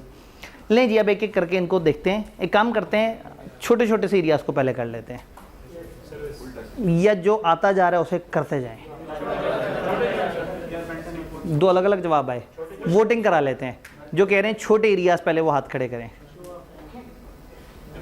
5 लोग। और जो कह रहे हैं जो आ रहा है बस पढ़ते चले जाएं, अच्छे खासे हाथ खड़े हो गए। ये जो मैंने कहा अच्छे खासे हाथ खड़े हो गए, शो ऑफ हैंड में ऐसे नहीं करना होता, एक्सप्रेसली काउंट करके बताना होता है कि इतने हाथ खड़े हुए हैं और फिर ये रेजोल्यूशन इतने % मेजॉरिटी से पास हुई है। लें जी, जो आ रहा है जैसे आ रहा है चलते चले जाते हैं। सर्विस ऑफ डॉक्यूमेंट, कोई भी डॉक्यूमेंट अगर सर्व करना है, कोई भी डॉक्यूमेंट अगर देना है, कोई भी डॉक्यूमेंट अगर हैंड ओवर करना है, 1 ज़रा दबा दीजिएगा। कोई भी डॉक्यूमेंट अगर किसी को देना है तो किस तरह से दिया जाए, किसने किसको डॉक्यूमेंट देना होता है। कंपनी ने कभी रजिस्ट्रार को चीज़ भेजनी होती है, कभी कंपनी ने SCCB को चीज़ भेजनी होती है, कभी रजिस्ट्रार ने कंपनी को भेजना होता है, कभी कंपनी ने मेंबर को भेजना होता है। तो जिसने जब भी जिसको जो भी भेजना है कैसे भेजे।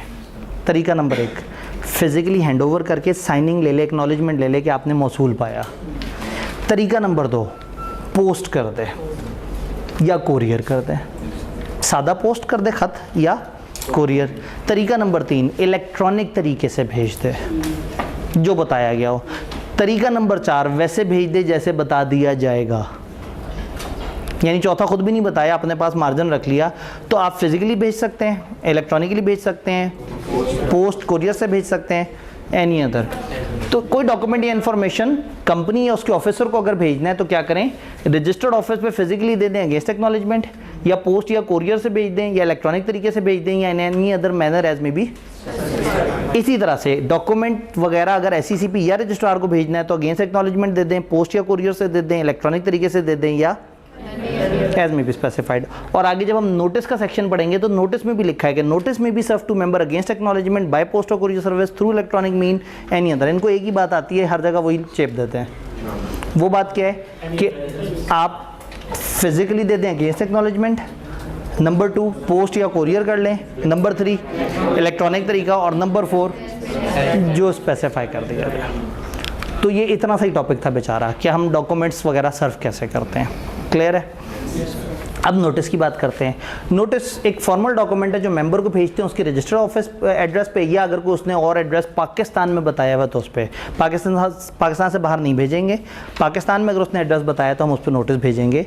नोटिस पे place, day and time of the meeting आ रहा होगा, और नोटिस इस तरीके से सर्व किया जाएगा। ये बात समझ आ रही है? नोटिस देंगे किस किस को, नोटिस प्लस जो भी स्टेटमेंट ऑफ बिजनेस है, जो भी उसके अंदर कार्रवाई होनी है उसकी डिटेल, तमाम मेंबर्स या क्लास ऑफ मेंबर्स जिनके लिए मीटिंग हो रही है उनको भेजेंगे, सारे डायरेक्टर्स को भेजेंगे, अगर आना चाहें तो आ सकते हैं, वोट नहीं डालेंगे लेकिन वो आना चाहें तो, कंपनी के ऑडिटर्स को भी भेजेंगे, और हर उस बंदे को भेजेंगे जो एंटाइटल है। अगर एक मेंबर की डेथ हो गई या वो बैंकरप्ट हो गया तो जो भी उसका लीगल रिप्रेजेंटेटिव है, डेथ हो गई तो लीगल रिप्रेजेंटेटिव, अगर वो बैंकरप्ट हो गया, इंसॉल्वेंट हो गया तो जिसका गवर्नमेंट ने ऑफिशियल असाइनी बनाया है हम उसको भेज देंगे।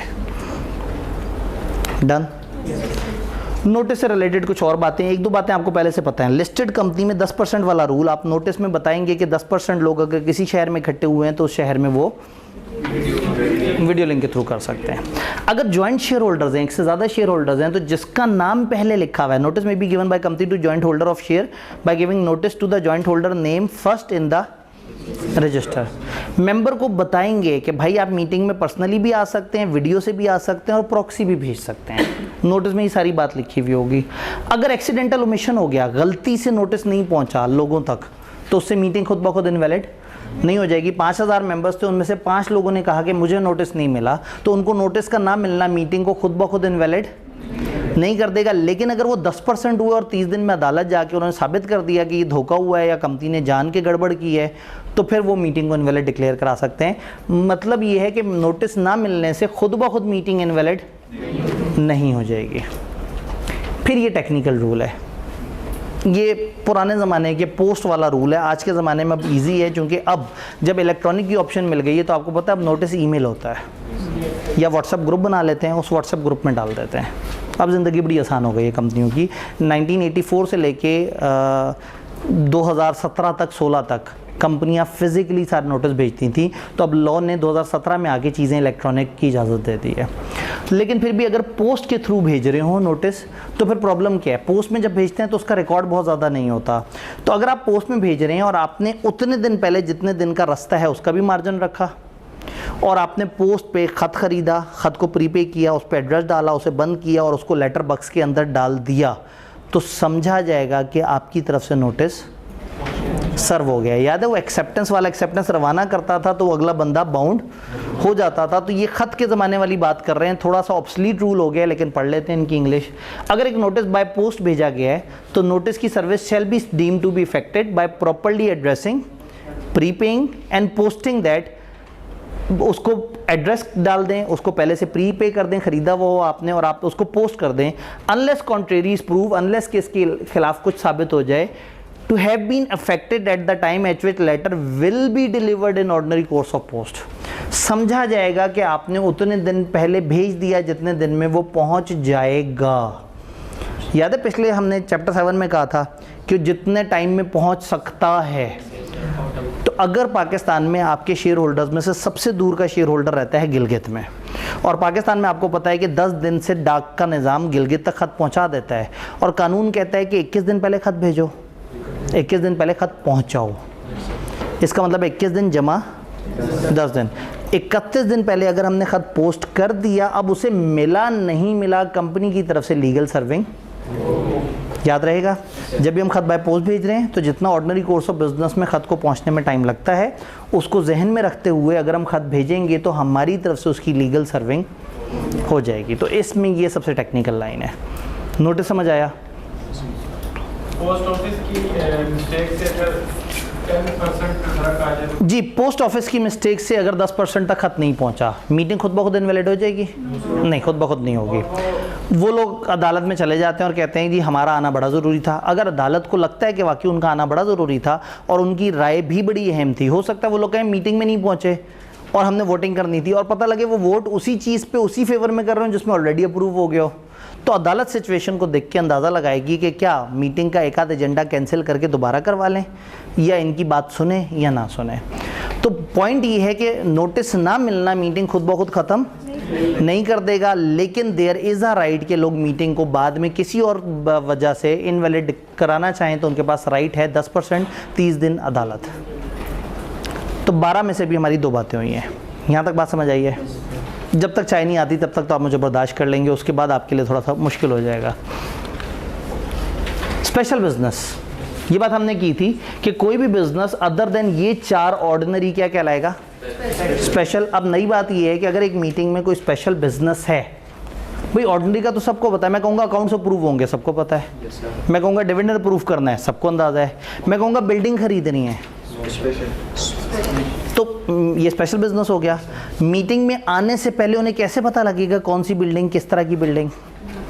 तो अगर आपके नोटिस में कोई स्पेशल बिजनेस का तस्करा है तो एक एक्स्ट्रा स्टेटमेंट होगी, स्टेटमेंट ऑफ मटेरियल फैक्ट। उसमें आप उस बिज़नेस की सारी डिटेल बताएंगे, कौन सी बिल्डिंग खरीदनी है, कौन से पैसों से खरीदनी है, कहाँ खरीदनी है, क्यों खरीदनी है, क्या फ़ायदा होगा, किस तरह से करेंगे, ये सारी बातें नोटिस के साथ भेजें। तो रूल सिंपली ये है कि जब भी कोई स्पेशल बिजनेस डिस्कस होना है किसी मीटिंग में, तो notice shall include statement of material fact about that business. Even अगर आपने उन्हें कहना है कि हमने वो बिल्डिंग खरीदने का कॉन्ट्रैक्ट करना है और वो कॉन्ट्रैक्ट आप लोगों से उस दिन अप्रूव करवाना है, तो मेंबर कहेगा वो कॉन्ट्रैक्ट भी भेज दो। अब पूरे पाकिस्तान में कॉन्ट्रैक्ट को आप ये भी तो नहीं चाहते कि घर घर हर जगह पहुंचा हुआ हो, तो आप लिख देंगे कि भाई if any item of business require approval to any document by members, तो आप बता देंगे कौन से टाइम और कौन से प्लेस पे ये डॉक्यूमेंट किस जगह पड़ा होगा, तुम जाके देखना चाहो तो देख सकते हो। क्या बात समझ आई? तो दिस इज़ अलाउड कि हम अगर कोई स्पेशल बिजनेस रखें तो हम एक एक्स्ट्रा स्टेटमेंट भी दें, और दिस इज़ ऑल्सो अलाउड कि अगर हम डॉक्यूमेंट साथ उन्हें ना भेजना चाहें तो हम बता दें कि वो डॉक्यूमेंट कब कहाँ किस तरह से अवेलेबल हो सकता है। क्लियर? चौथी चीज़, प्रिजाइडिंग द मीटिंग। मीटिंग को हेड करना। मीटिंग को कौन हेड करेगा? मीटिंग को हेड करेगा चेयरमैन। कौन सा चेयरमैन? जो डायरेक्टर्स का चेयरमैन है, नीचे लिखा देखा था, जो डायरेक्टर्स की मीटिंग का चेयरमैन है वही मेंबर्स की मीटिंग का चेयरमैन है। लेकिन अगर ये भाई साहब किसी दिन नहीं आते, मीटिंग शुरू हुए 15 मिनट से ऊपर टाइम हो गया है, ये भाई साहब नहीं पहुँचे, या पहुँचे हैं लेकिन गला ख़राब है या कुछ और है, वो मीटिंग को हेड नहीं करना चाह रहे, तो रूल ये है कि फिर बाकी डायरेक्टर्स आपस में से चूज़ कर लेंगे कि तुम चेयरमैन बन जाओ। अगर बाकी डायरेक्टर्स मौजूद नहीं हैं या मौजूद हैं और विलिंग नहीं है, तो फिर तीसरा लेवल आएगा, मेंबर्स आपस में से सिलेक्ट कर लेंगे कि कौन चेयरमैन बने। देखते हैं। Chairman board of director shall preside at chairman at every general meeting. हर जनरल मीटिंग को वही चेयरमैन करेगा जो चेयरमैन ऑफ बोर्ड है। अगर किसी मीटिंग में अवेलेबल या प्रेजेंट नहीं है 15 मिनट के अंदर, या अनविलिंग है एज चेयरमैन एक्ट करने के लिए, तो any one of the director बन जाएगा। और अगर कोई भी डायरेक्टर प्रेजेंट या विलिंग नहीं है तो फिर मेंबर्स जो है वो आपस में से क्या करेंगे। अब आप ये नहीं कह सकते अगर मेंबर्स भी प्रेजेंट ना हो तो फिर तो मीटिंग हो ही नहीं रही। तो चेयरमैन समझ आया, ये भी छोटी सी बात थी। वोटिंग। जब भी कंपनी में वोटिंग होती है तो वोटिंग किस तरह से होती है? वोटिंग के दो निज़ाम हैं। एक निज़ाम है जिसमें तादाद गिनी जाती है और एक निज़ाम है जिसमें वोटिंग पावर गिनी जाती है। फास्टेस्ट तरीका है शो ऑफ हैंड। फास्टेस्ट तरीका शो ऑफ हैंड। पहले हम ज़बानी बात करते हैं, फिर किताब में देख लेंगे जल्दी से। फास्टेस्ट तरीका है शो ऑफ हैंड। अगर एक चेयरमैन के सामने एक एजेंडा आया, हाँ जी आज के 13 एजेंडाज में से एजेंडा नंबर 11, उसने कहा हाँ भाई कितने लोग कहते हैं कि हम बिल्डिंग खरीदें। लोग सामने बैठे हुए थे, फ़र्ज़ करें 50 लोगों ने हाथ खड़े कर दिए, उसने हाथ गिने, पता लगा 27 हाथ खड़े हैं, तो उसने कहा 27 आउट ऑफ 50 ने हाथ खड़े कर दिए, इसका मतलब है ये रेजोल्यूशन 54% मेजॉरिटी से अप्रूव हो गया। ये शो ऑफ हैंड, 5 मिनट की बात, हाथ खड़े हुए, फ़ौरन से गिना, लेकिन उसको एक्सप्रेसली अनाउंस करना होगा। जैसे मैंने कहा ना, मैंने गलत किया कि मैंने गिना नहीं, चेयरमैन ऐसे नहीं करेगा। चेयरमैन एक्सप्रेसली अनाउंस करेगा कितने हाथ खड़े हैं, कितने हाथ नहीं खड़े, और ये कितने % बनता है, और ये डिसीजन यूनानिमसली अप्रूव हुआ है या इतने % मेजॉरिटी से अप्रूव हुआ है। यूनानिमस क्या होता है? 100%। अच्छा, अब इसमें एक प्रॉब्लम है। प्रॉब्लम ये है कि इसमें हाथ काउंट हुए हैं, इंसान की तादाद काउंट हुई है, क्वालिटी काउंट नहीं हुई। एक बंदा जिसने हाथ नहीं खड़ा किया था, उसे बड़ा दुख हुआ, 35% शेयर्स उसके पास, और उसके साथ एक गरीब सा बंदा बैठा हुआ था जिसके पास सिर्फ 2 शेयर्स थे।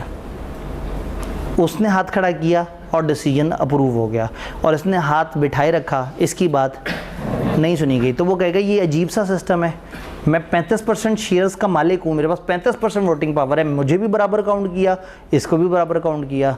तो हो सकता है वो रोला डाल दे कि ये मज़ा नहीं आया, मुझे पोलिंग करवानी है। पोलिंग क्या होता है? पोलिंग एक निज़ाम है जो कि शो ऑफ हैंड से अगर लोग मुतमईन ना हो तो हम पोलिंग की तरफ जाते हैं। अगर चेयरमैन को खुद लगे या मेंबर्स में से 10% लोग उठ के कह दें जी पोलिंग करवाओ, तो फिर पोलिंग करवानी पड़ेगी। पोलिंग में वोटिंग पावर काउंट होगी, तादाद काउंट नहीं होगी। तो अगर शो ऑफ हैंड का रिजल्ट आने के बाद कुछ लोग कहें कि नहीं भाई मज़ा नहीं आया, इसको पोलिंग की तरफ लेके जाओ, तो फिर डिसीजन पोलिंग से होगा। पोलिंग में क्या होगा? चेयरमैन देखेगा टाइम कितना है, क्योंकि पोलिंग एक लंबी एक्टिविटी है। अगर टाइम कम रह गया तो हो सकता है कि 1 हफ्ते बाद पोलिंग कर लेते हैं, और अगर अभी टाइम है तो वो कहेगा चलो अभी पोलिंग करते हैं। तमाम लोगों को एक एक कागज़ पकड़ाएगा, तमाम लोग कागज़ पे लिखेंगे मेरा ये मेंबरशिप नंबर है, मेरे पास इतने शेयर्स हैं, मेरा ये वोट है। फिर जो प्रॉक्सीज़ होंगे वो भी बताएंगे कि भाई मैं फ़लाना बंदे का नुमाइंदा बन के आया हूँ, मैं ये वोट डाल रहा हूँ। ये बंद करेंगे अपने अपने वोट को और शीशे के एक डब्बे में डाल देंगे। फिर चेयरमैन और जिन्होंने पोल डिमांड किया था इकट्ठे बैठेंगे, सारों की गिनती करेंगे। सिर्फ गिनती नहीं करनी बल्कि रजिस्टर से कंफर्म भी करना है। जिसने कहा मेरे पास 10,000 शेयर्स हैं, चेक भी तो करेंगे। तो जिसने कहा मैं फ़लाना का प्रॉक्सी, तो चेक करेंगे फ़लाना का प्रॉक्सी है या नहीं है। तो 2-2.5 घंटे लग जाएंगे सारे प्रोसेस में, और एंड पे फिर चेयरमैन डिसीजन अनाउंस कर देगा। तो पोलिंग चूँकि एक लंबा प्रोसेस है, तो चेयरमैन को लॉ ने इजाज़त दे दी कि देखो तुम पोलिंग फ़ौरन कराना चाहो तो करा दो, नहीं तो तुम अगले 14 दिन में कहीं पे भी कैरी फॉरवर्ड करना चाहो तो तुम कर सकते हो, लेकिन शो ऑफ हैंड अभी होगा। तो शो ऑफ हैंड प्रेफर्ड है। पहली कोशिश होती है शो ऑफ हैंड, अगर शो ऑफ हैंड से मैक्सिमम लोगों को मज़ा आ गया तो फिर पोलिंग की तरफ नहीं जाएंगे। लेकिन अगर चेयरमैन ने खुद पोल डिमांड कर दिया या 10% लोगों ने पोल डिमांड कर दिया तो हम पोल की तरफ जाएंगे। फौरी भी हो सकता है और अगले 14 दिन में भी हो सकता है। 2 ऐसे काम हैं जिसमें अगले 14 दिन का इंतज़ार नहीं करना, फौरी करना होगा पोल। नंबर 1, अगर चेयरमैन के सिलेक्शन पे झगड़ा है, मीटिंग शुरू हुई, चेयरमैन मौजूद नहीं है, मेंबर्स ने सेलेक्ट करना है, पोल डिमांड हो गया, तो ये वाला फैसला अभी होगा। इसी तरह से मीटिंग एंड के करीब, और कुछ लोग कहते हैं मीटिंग एडजर्न कर दो, कुछ कहते हैं कि नहीं अभी ख़त्म कर दो सारे मामलात, पोल डिमांड हो गया। तो कितना अजीब सा लगेगा कि चेयरमैन का एक काम करते हैं, 1 हफ्ते बाद इकट्ठे होते हैं और उस दिन ये डिसीजन लेते हैं कि हमें आज से 1 हफ्ते बाद इकट्ठे होने की ज़रूरत है या नहीं। तो ये भी एडजर्न नहीं हो सकता। तो मीटिंग एडजर्न करने का फ़ैसला या चेयरमैन की इलेक्शन, ये 2 एडजर्न नहीं हो सकते। बाकी केसेस में चेयरमैन के पास ऑप्शन है कि वो पोल को अगले दिनों पे शिफ्ट कर सकता है। बात समझ आई? किताब सब इंग्लिश देखते हैं। Company not having share capital में हर मेंबर बराबर वोट रखता है, लेकिन हैविंग शेयर कैपिटल में मेंबर की अगर वोटिंग पावर काउंट होगी तो वो प्रोपोर्शनेट होगी paid up value of the share. जितना वैल्यू होगी, जिसके पास 10,000 रुपये के शेयर हैं उसके पास 10,000 की वोटिंग पावर है, जिसके पास 5 रुपये के शेयर्स हैं 5 रुपये की वोटिंग पावर। वोटिंग की 2 केस में, शो ऑफ हैंड में वोटिंग पावर फारिग हो जाएगी, हर इंसान बराबर हो जाएगा। Normally done by show of hand unless poll is demanded. हर मेंबर एक वोट एक्सरसाइज करेगा, चेयरमैन डिक्लेयर करेगा result of show of hand, whether resolution carried हुई है या नहीं हुई, यूनानिमस हुई है या किसी खास मेजॉरिटी से हुई है। चेयरमैन की डिक्लेरेशन वैलिड मानी जाएगी अनलेस के लोग रोला डाल दें कि क्या बात कर रहे हो, इतने लोग तो नहीं हैं। डिसीजन बुक्स में एंटर कर दिया जाएगा, मिनट्स रिकॉर्ड्स में एंटर कर लिया जाएगा। ये शो ऑफ हैंड है। Before or on declaring result of voting by show of hand, poll may be taken. Result आने से पहले या रिजल्ट आने पे पोल लिया जा सकता है, चेयरमैन भी कर सकता है, या ये 10% वोटिंग पावर रखने वाले भी पोल डिमांड कर सकते हैं। पोल में वोटिंग पावर काउंट होगी और पोल में वोट पर्सनली भी दे सकते हैं और प्रॉक्सी। पोल लेने वाला पोल की डिमांड जो है वो कभी भी विड्रॉ कर सकता है। जिसने कहा था ना पोल करवाएं, अगर उसे लगे कि नहीं ये तो इससे ज़रा ज़्यादा मसला हो रहा है, टाइम ज़्यादा हो रहा है, वो कहे जी मैं पोल साइड पे करता हूँ, शो ऑफ हैंड के फैसले को ही मान लेते हैं, तो वो कभी भी पोल होने से पहले पहले अपनी डिमांड को विड्रॉ कर सकता है। पोल किस वक्त होगा? इलेक्शन ऑफ चेयरमैन और एडजर्नमेंट ऑफ मीटिंग में इमीडिएटली होगा, और बाकी केसेस में as such time as chairman में डायरेक्ट 14 दिन से आगे नहीं जाएंगे। आफ्टर पोलिंग चेयरमैन और उसका नॉमिनी और एक रिप्रेजेंटेटिव मेंबर्स का जिन्होंने पोल डिमांड की है वो वोट को स्क्रूटनाइज करेंगे, काउंट करेंगे। चेयरमैन रिजल्ट डिक्लेयर कर देगा। चेयरमैन के पास पावर है कि वो किसी भी तरीके से रेगुलेट करे कि पोल ऐसे होगा, पहले आप वोट डालेंगे फिर आप वोट डालेंगे, तो ये सारा प्रोसेस चेयरमैन रेगुलेट करेगा।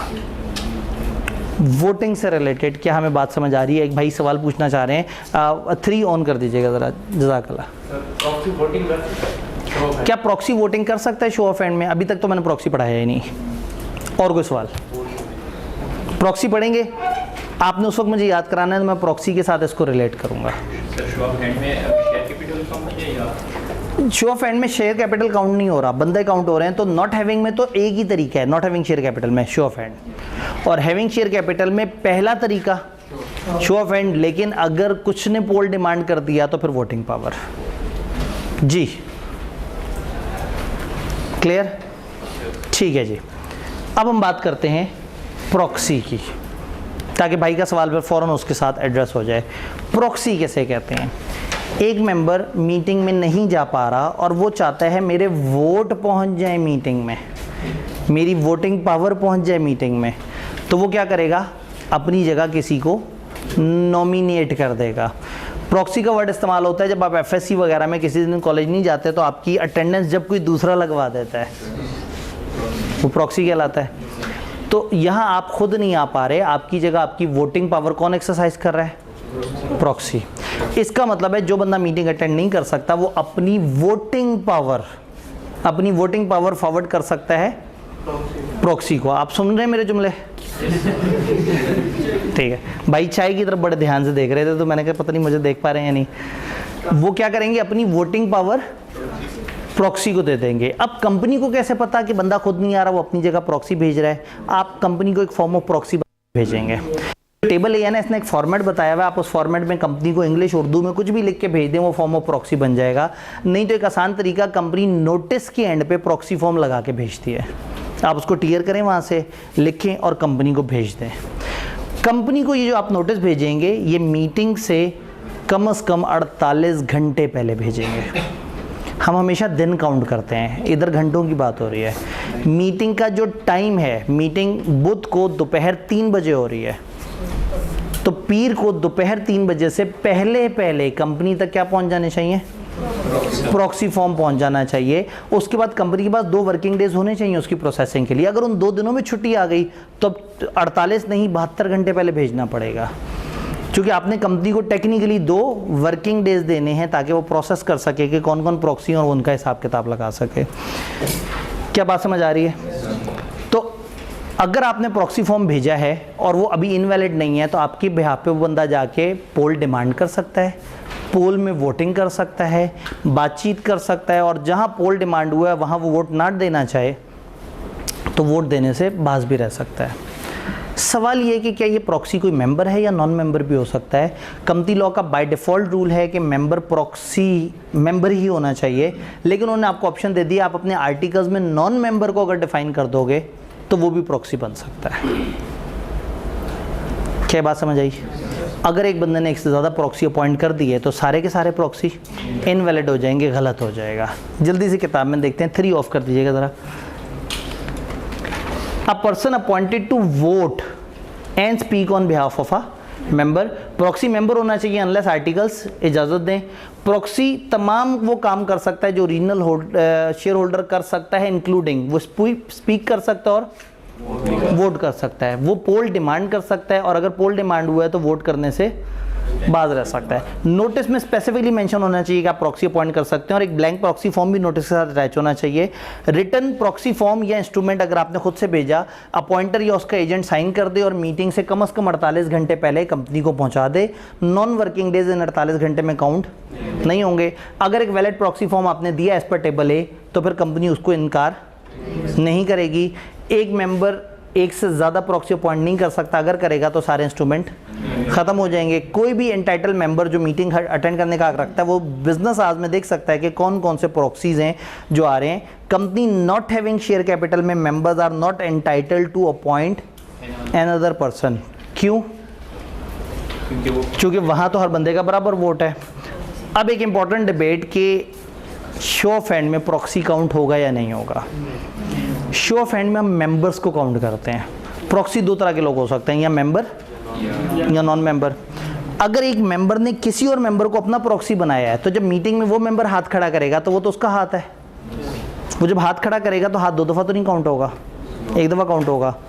तो अगर आपने अपनी जगह किसी मेंबर को भेजा, तो मेंबर ने अपना हाथ खड़ा करके अपने आप को काउंट करवाया। और आपने अगर अपनी जगह किसी नॉन मेंबर को भेजा, तो नॉन मेंबर तो शो ऑफ हैंड में काउंट ही नहीं हो रहा। तो इंतहाई आसान सा टोटका, प्रॉक्सी शो ऑफ हैंड में नहीं काउंट होता, लेकिन वोटिंग पावर में काउंट होता है। जब पोल का जिक्र आया तो किताब बड़े फख्र से लिखना शुरू हो गई, अरे पोल है, इसमें तो आप पर्सनली भी दे सकते हैं और प्रॉक्सी के थ्रू भी दे सकते हैं। तो शो ऑफ हैंड प्रॉक्सी नहीं काउंट हो सकता। ये बात टेबल ए ने एक्सप्रेसली लिखी है, हमारी किताब ने नहीं बताई, क्योंकि टेबल ए की डिटेल कंटेंट सिलेबस में नहीं है, लेकिन टेबल ए में एक्सप्रेसली लिखा हुआ है कि खबरदार शो ऑफ हैंड में प्रॉक्सी वोट नहीं काउंट करेगा। इसीलिए हमने ये कह दिया कि वो कंपनियां जिनमें शेयर कैपिटल है ही नहीं, वो प्रॉक्सी अपॉइंट कर ही नहीं सकते, क्योंकि प्रॉक्सी आपकी वोटिंग पावर का नुमाइंदा है। वो आपकी वोटिंग पावर लेके जा रहा है, आपकी शख्सियत को नहीं लेके जा रहा, आपकी वोटिंग पावर लेके मीटिंग में पहुंचा है। तो जहां वोटिंग पावर इस्तेमाल होगी वहां आएगा, जहां नहीं होगी वहां नहीं आएगा। वीडियो लिंक के जरिए जी, वीडियो लिंक के जरिए तो मेंबर ने खुद वोट डाल दिया ना, तो वीडियो लिंक प्रॉक्सी नहीं है। वीडियो लिंक तो उसी बंदे की अपनी शक्ल है जो दूर बैठ के वो बात कर रहा है। तो वीडियो लिंक वाले लोग फिजिकली भी काउंट होते हैं, शो ऑफ हैंड में भी काउंट होते हैं, लेकिन जो प्रॉक्सी है वो शो ऑफ हैंड में काउंट नहीं होता। डन जी। अगर मेंबर है तो वो मतलब एक अपना वोट भी डालेगा और इसको पोल में अगर मेंबर है तो एक कागज पे अपने वोट और एक कागज पे जो प्रॉक्सी जिसका बन के आ रहा है उसके वोट दोनों इकट्ठे कास्ट करेगा, और हो सकता है एक में यस लिखा हो और एक में नो लिखा हो। लेकिन अगर आपने किसी को प्रॉक्सी बना के भेजा और उसने जाके आपका वोट भी अपनी पसंद से डाल दिया, तो आपने गलत बंदा चूज़ किया, कंपनी को जिम्मेदारी नहीं लेगी। प्रॉक्सी समझ आया? प्रॉक्सी वीडियो लिंक के थ्रू करें? अब नहीं, प्रॉक्सी वीडियो लिंक का मकसद ही है कि ओरिजिनल मेंबर खुद चाह रहा है। तो प्रॉक्सी तो ये ऑप्शन थी कि आप खुद नहीं आ पा रहे और वीडियो लिंक की फैसिलिटी भी अवेल नहीं कर पा रहे, आपका उतनी पावर नहीं है, तो किसी को अपने वोटिंग पावर दे के भेज दो, जब जब पोल डिमांड होगा वो वोटिंग में इस्तेमाल हो जाएगा। डन। जब प्रॉक्सी हमें समझ आता है तो उसके साथ कॉन्सेप्ट है रिप्रेजेंटेशन का। प्रॉक्सी से रिप्रेजेंटेटिव समझना भी आसान है। इंसान का इंसान नुमाइंदा प्रॉक्सी है, इदारे का इंसान नुमाइंदा रिप्रेजेंटेटिव है। तो जब आप एक इंसान मेंबर को बुलाते हो और वो अपनी जगह किसी को भेज देता है तो वो प्रॉक्सी है। और जब आप एक मेंबर कंपनी को बुलाते हैं, एक कंपनी हमारी मेंबर है, हमने उसको बुलाया, वो जिस इंसान को भेजेंगे वो रिप्रेजेंटेटिव है। हमने क्रेडिटर्स को बुलाओ हमारी मीटिंग में आओ, उन्होंने जिसको भेजा वो रिप्रेजेंटेटिव है। फेडरल गवर्नमेंट हमारी मेंबर है, प्रोविंशियल गवर्नमेंट हमारी मेंबर है, उनको हमने कहा आओ जी आप हमारी मीटिंग में, उन्होंने जिस इंसान को भेजा तो रिप्रेजेंटेशन। अगर एक कंपनी मेंबर है किसी और कंपनी की, तो वो किसी भी ऑफिशियल को या किसी भी पर्सन को ऑथराइज कर सकें तुम हमारे रिप्रेजेंटेटिव बन जाओ। उस रिप्रेजेंटेटिव के पास सेम पावर्स हैं जो एक इंडिविजुअल शेयर होल्डर के पास हैं उस कंपनी के अंदर। यानी अब वो बंदा जो आया है वो एक मेंबर बन के आएगा। एक कंपनी के पास 30% हमारे शेयर्स हैं, वो उसको हमने कहा आओ, उसने अपने एक डायरेक्टर को भेज दिया। वो डायरेक्टर 1% फिजिकली काउंट हो रहा है और 30% वोटिंग पावर काउंट हो रही है, यानी कि वो फुल फ्लेज मेंबर काउंट हो रहा है। प्रॉक्सी वाला मसला नहीं कि आधी जगह काउंट हो रहा है और आधी जगह नहीं हो रहा। अगर हमने क्रेडिटर्स को कहा, क्रेडिटर भी किसी भी ऑफिसर को भेज सकते हैं कि तुम जाओ और मीटिंग में अटेंड कर लो, उसके पास सारी वो पावर होंगी क्रेडिटर की। इसी तरह से फेडरल या प्रोविंशियल गवर्नमेंट भी एक कंपनी के मेंबर के तौर पे अगर हम उन्हें बुलाएं तो वो अपने नुमाइंदे को भेज सकते हैं, उनका नुमाइंदा एक मेंबर काउंट होगा। और लॉ ने यहाँ तक लिख दिया कि वो ऐसा मेंबर है कि वो भी आगे से प्रॉक्सी अपॉइंट कर सकता है। तो जो रिप्रेजेंटेटिव हैं, इसका मतलब है कि एक इदारे को एक इंसान नुमाइंदा आके उसकी नुमाइंदगी कर रहा है और वो उस इदारे जैसा एक इंसान काउंट हो रहा है और उसके पास सारी वो पावर्स हैं जो उस इदारे वाली पावर्स थी। रिप्रेजेंटेटिव समझ आया? Yes sir.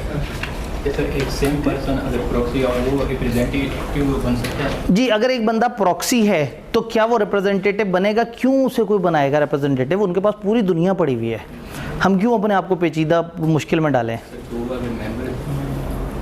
बात ये है कि एक कंपनी है, वो हमारी मेंबर है, वो नहीं आ पा रही, वो क्यों ढूंढेगी कि कोई और मेंबर ने किसी और बंदे को अगर प्रॉक्सी बना के भेजा है तो मैं ढूंढूं एन उस बंदे को और उसको आके कहूं कि चूंकि कंपनी लॉ को मैंने खुद से पेचीदा बनाना है तो तुम मेरे रिप्रेजेंटेटिव बन जाओ और तुम चले जाओ। क्यों? वो तो ये दो डिफरेंट चीज़ें हैं ना, तो हम क्यों दोनों को आपस में मिक्स करें? वो डिफरेंट मेंबर के पास नोटिस करा जाता है, तो नोटिस में जब लिखता है कि मैं यूना प्रॉक्सी बना रहा हूँ, प्रॉक्सी सकते हैं उनके डिफरेंस को सोच चुकी है, एक ने प्रॉक्सी बना दिया और दूसरे ने रिप्रेजेंटेटिव। ऐसे ही है भाई, जो कंपनी को क्या इख्तियार है वो क्या भेजेंगे? रिप्रेजेंटेटिव। इंसान को क्या इख्तियार है वो क्या भेजेंगे? प्रॉक्सी। तो इंसान प्रॉक्सी भेज देंगे और ये जिसने रिप्रेजेंटेटिव भेजना अगर वो सोचेगा मैं प्रॉक्सी भेजूं तो वो गलत कर रहा है, और जिसने प्रॉक्सी भेजना अगर वो सोचेगा मैं रिप्रेजेंटेटिव भेजूं, इंसान को प्रॉक्सी बनाने का इख्तियार है, कंपनी को रिप्रेजेंटेटिव। हाँ, कंपनी अगर किसी को रिप्रेजेंटेटिव बनाए और वो बंदा बैठ के सोचे कि मैं किसी को प्रॉक्सी बनाऊं, तो भी वो अपने किसी यार दोस्त को ढूंढ लेगा। वो भी उस प्रॉक्सी को क्यों ढूंढेगा जो किसी और मेंबर ने भेजा है? जरूरी होता है मेंबर। जी, मेंबर होना तो जरूरी होता है। प्रॉक्सी के लिए मेंबर होना ज़रूरी तब होता है जब आर्टिकल्स ने मना ना किया हो। अगर आर्टिकल्स में आप कह दें तो नॉन मेंबर भी प्रॉक्सी हो सकता है। तो अगर आर्टिकल्स में इजाज़त है तो कोई भी आपका प्रॉक्सी बन के आ सकता है। तो इसलिए ना वो चीज़ों को खुद ही अपने लिए ज़्यादा बिला वजह परेशान ना किया करें, मतलब बिला वजह पेचीदा करते हैं। सामने वाली चीज़ जो है वो बड़ी क्लियर कट होती है। सीलॉ में वो सामने से आके सवाल पूछता है, वो ज़बरदस्ती इन कानून के अंदर की छुपे हुए मतलब से नहीं खेलता, वो सामने की बात करता है। लेकिन ये हम हैं जो अपने आप को परेशान रखना चाहते हैं कि हमने एक अलग कॉन्सेप्ट पढ़ा रिप्रेजेंटेटिव, एक अलग कॉन्सेप्ट पढ़ा प्रॉक्सी। अब हम चाह रहे हैं कि हमारा ये वाला प्रॉक्सी वो वाले लोग अचानक से इसी को अगर अपना रिप्रेजेंटेटिव बना के भेज दें तो अब क्या होगा? फ़र्ज़ करें भेज दें, जिसने अपना रिप्रेजेंटेटिव बना के भेजा है उसके वोट वो अलग कास्ट करेगा, जिसने अपना प्रॉक्सी बना के भेजा है उसके वोट अलग कास्ट करेगा। जब शो ऑफ हैंड होगा वो हाथ खड़ा करेगा, वो हाथ रिप्रेजेंटेटिव वाला काउंट होगा लेकिन प्रॉक्सी वाला काउंट नहीं होगा। लेकिन जब पोल होगा तो वो उस रिप्रेजेंटेटिव वाला भी काउंट होगा और उसका भी काउंट होगा। तो धक्के से तो जवाब बन सकता है, लेकिन क्यों परेशान करना अपने आप को? अगर क्रैश कोर्स के 3rd लास्ट डे तक भी आदत नहीं गई तो फिर कब जाएगी ये आदत? दोस्तों अब तो सिर्फ 2 दिन रह गए, छोड़ दें, इतना दूर मत घूमें, सामने से ही वो फेल कर देता है। उसे ज़रूरत ही नहीं जहर देने की, वो गुड़ से मार रहा है। तो इतना अपने आप को खुद ही से मत उलझाएं। इस तरह के सवाल आप बीलो में करते होते थे, बीलो में समझ आता है। अगर वो बंदा यूं करके झूठ बोल रहा हो लेकिन वो मिसरिप्रेजेंटेशन करते मिस्टेक कर दे, लेकिन सामने वाला बंदा माइनर हो और जिसने केस सुना वो अनसाउंड हो, तो बताएं इस बंदे की उम्र कितनी है?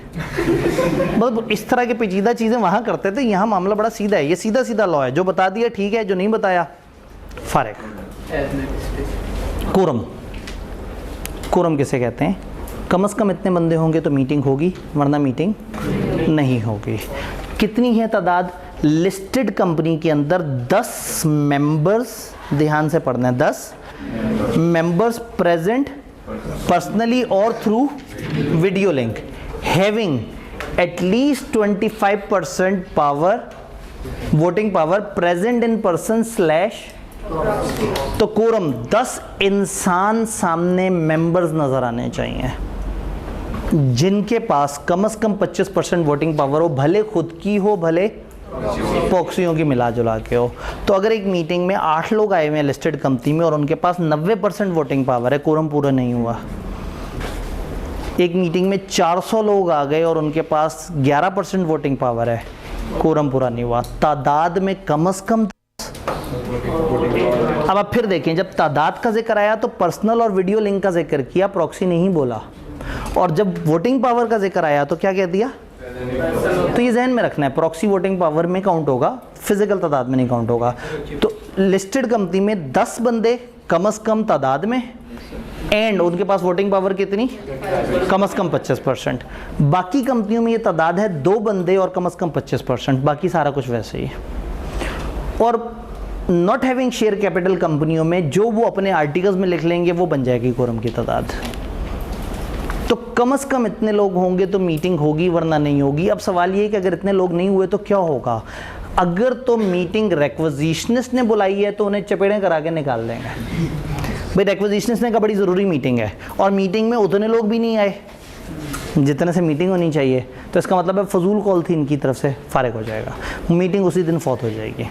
लेकिन अगर डायरेक्टर्स ने बुलाई हुई थी तो थोड़ा सा ख्याल करेंगे, हम उस मीटिंग को एक दफ़ा एडजर्न कर देंगे, एक हफ्ते बाद same day same time same place के ऊपर वो दोबारा से मीटिंग होगी। लास्ट टाइम बुध को शाम 4 बजे कंपनी के रजिस्टर ऑफिस पे मीटिंग हुई थी, तो अगले बुध को शाम 4 बजे कंपनी के रजिस्टर ऑफिस पे दोबारा से मीटिंग होगी।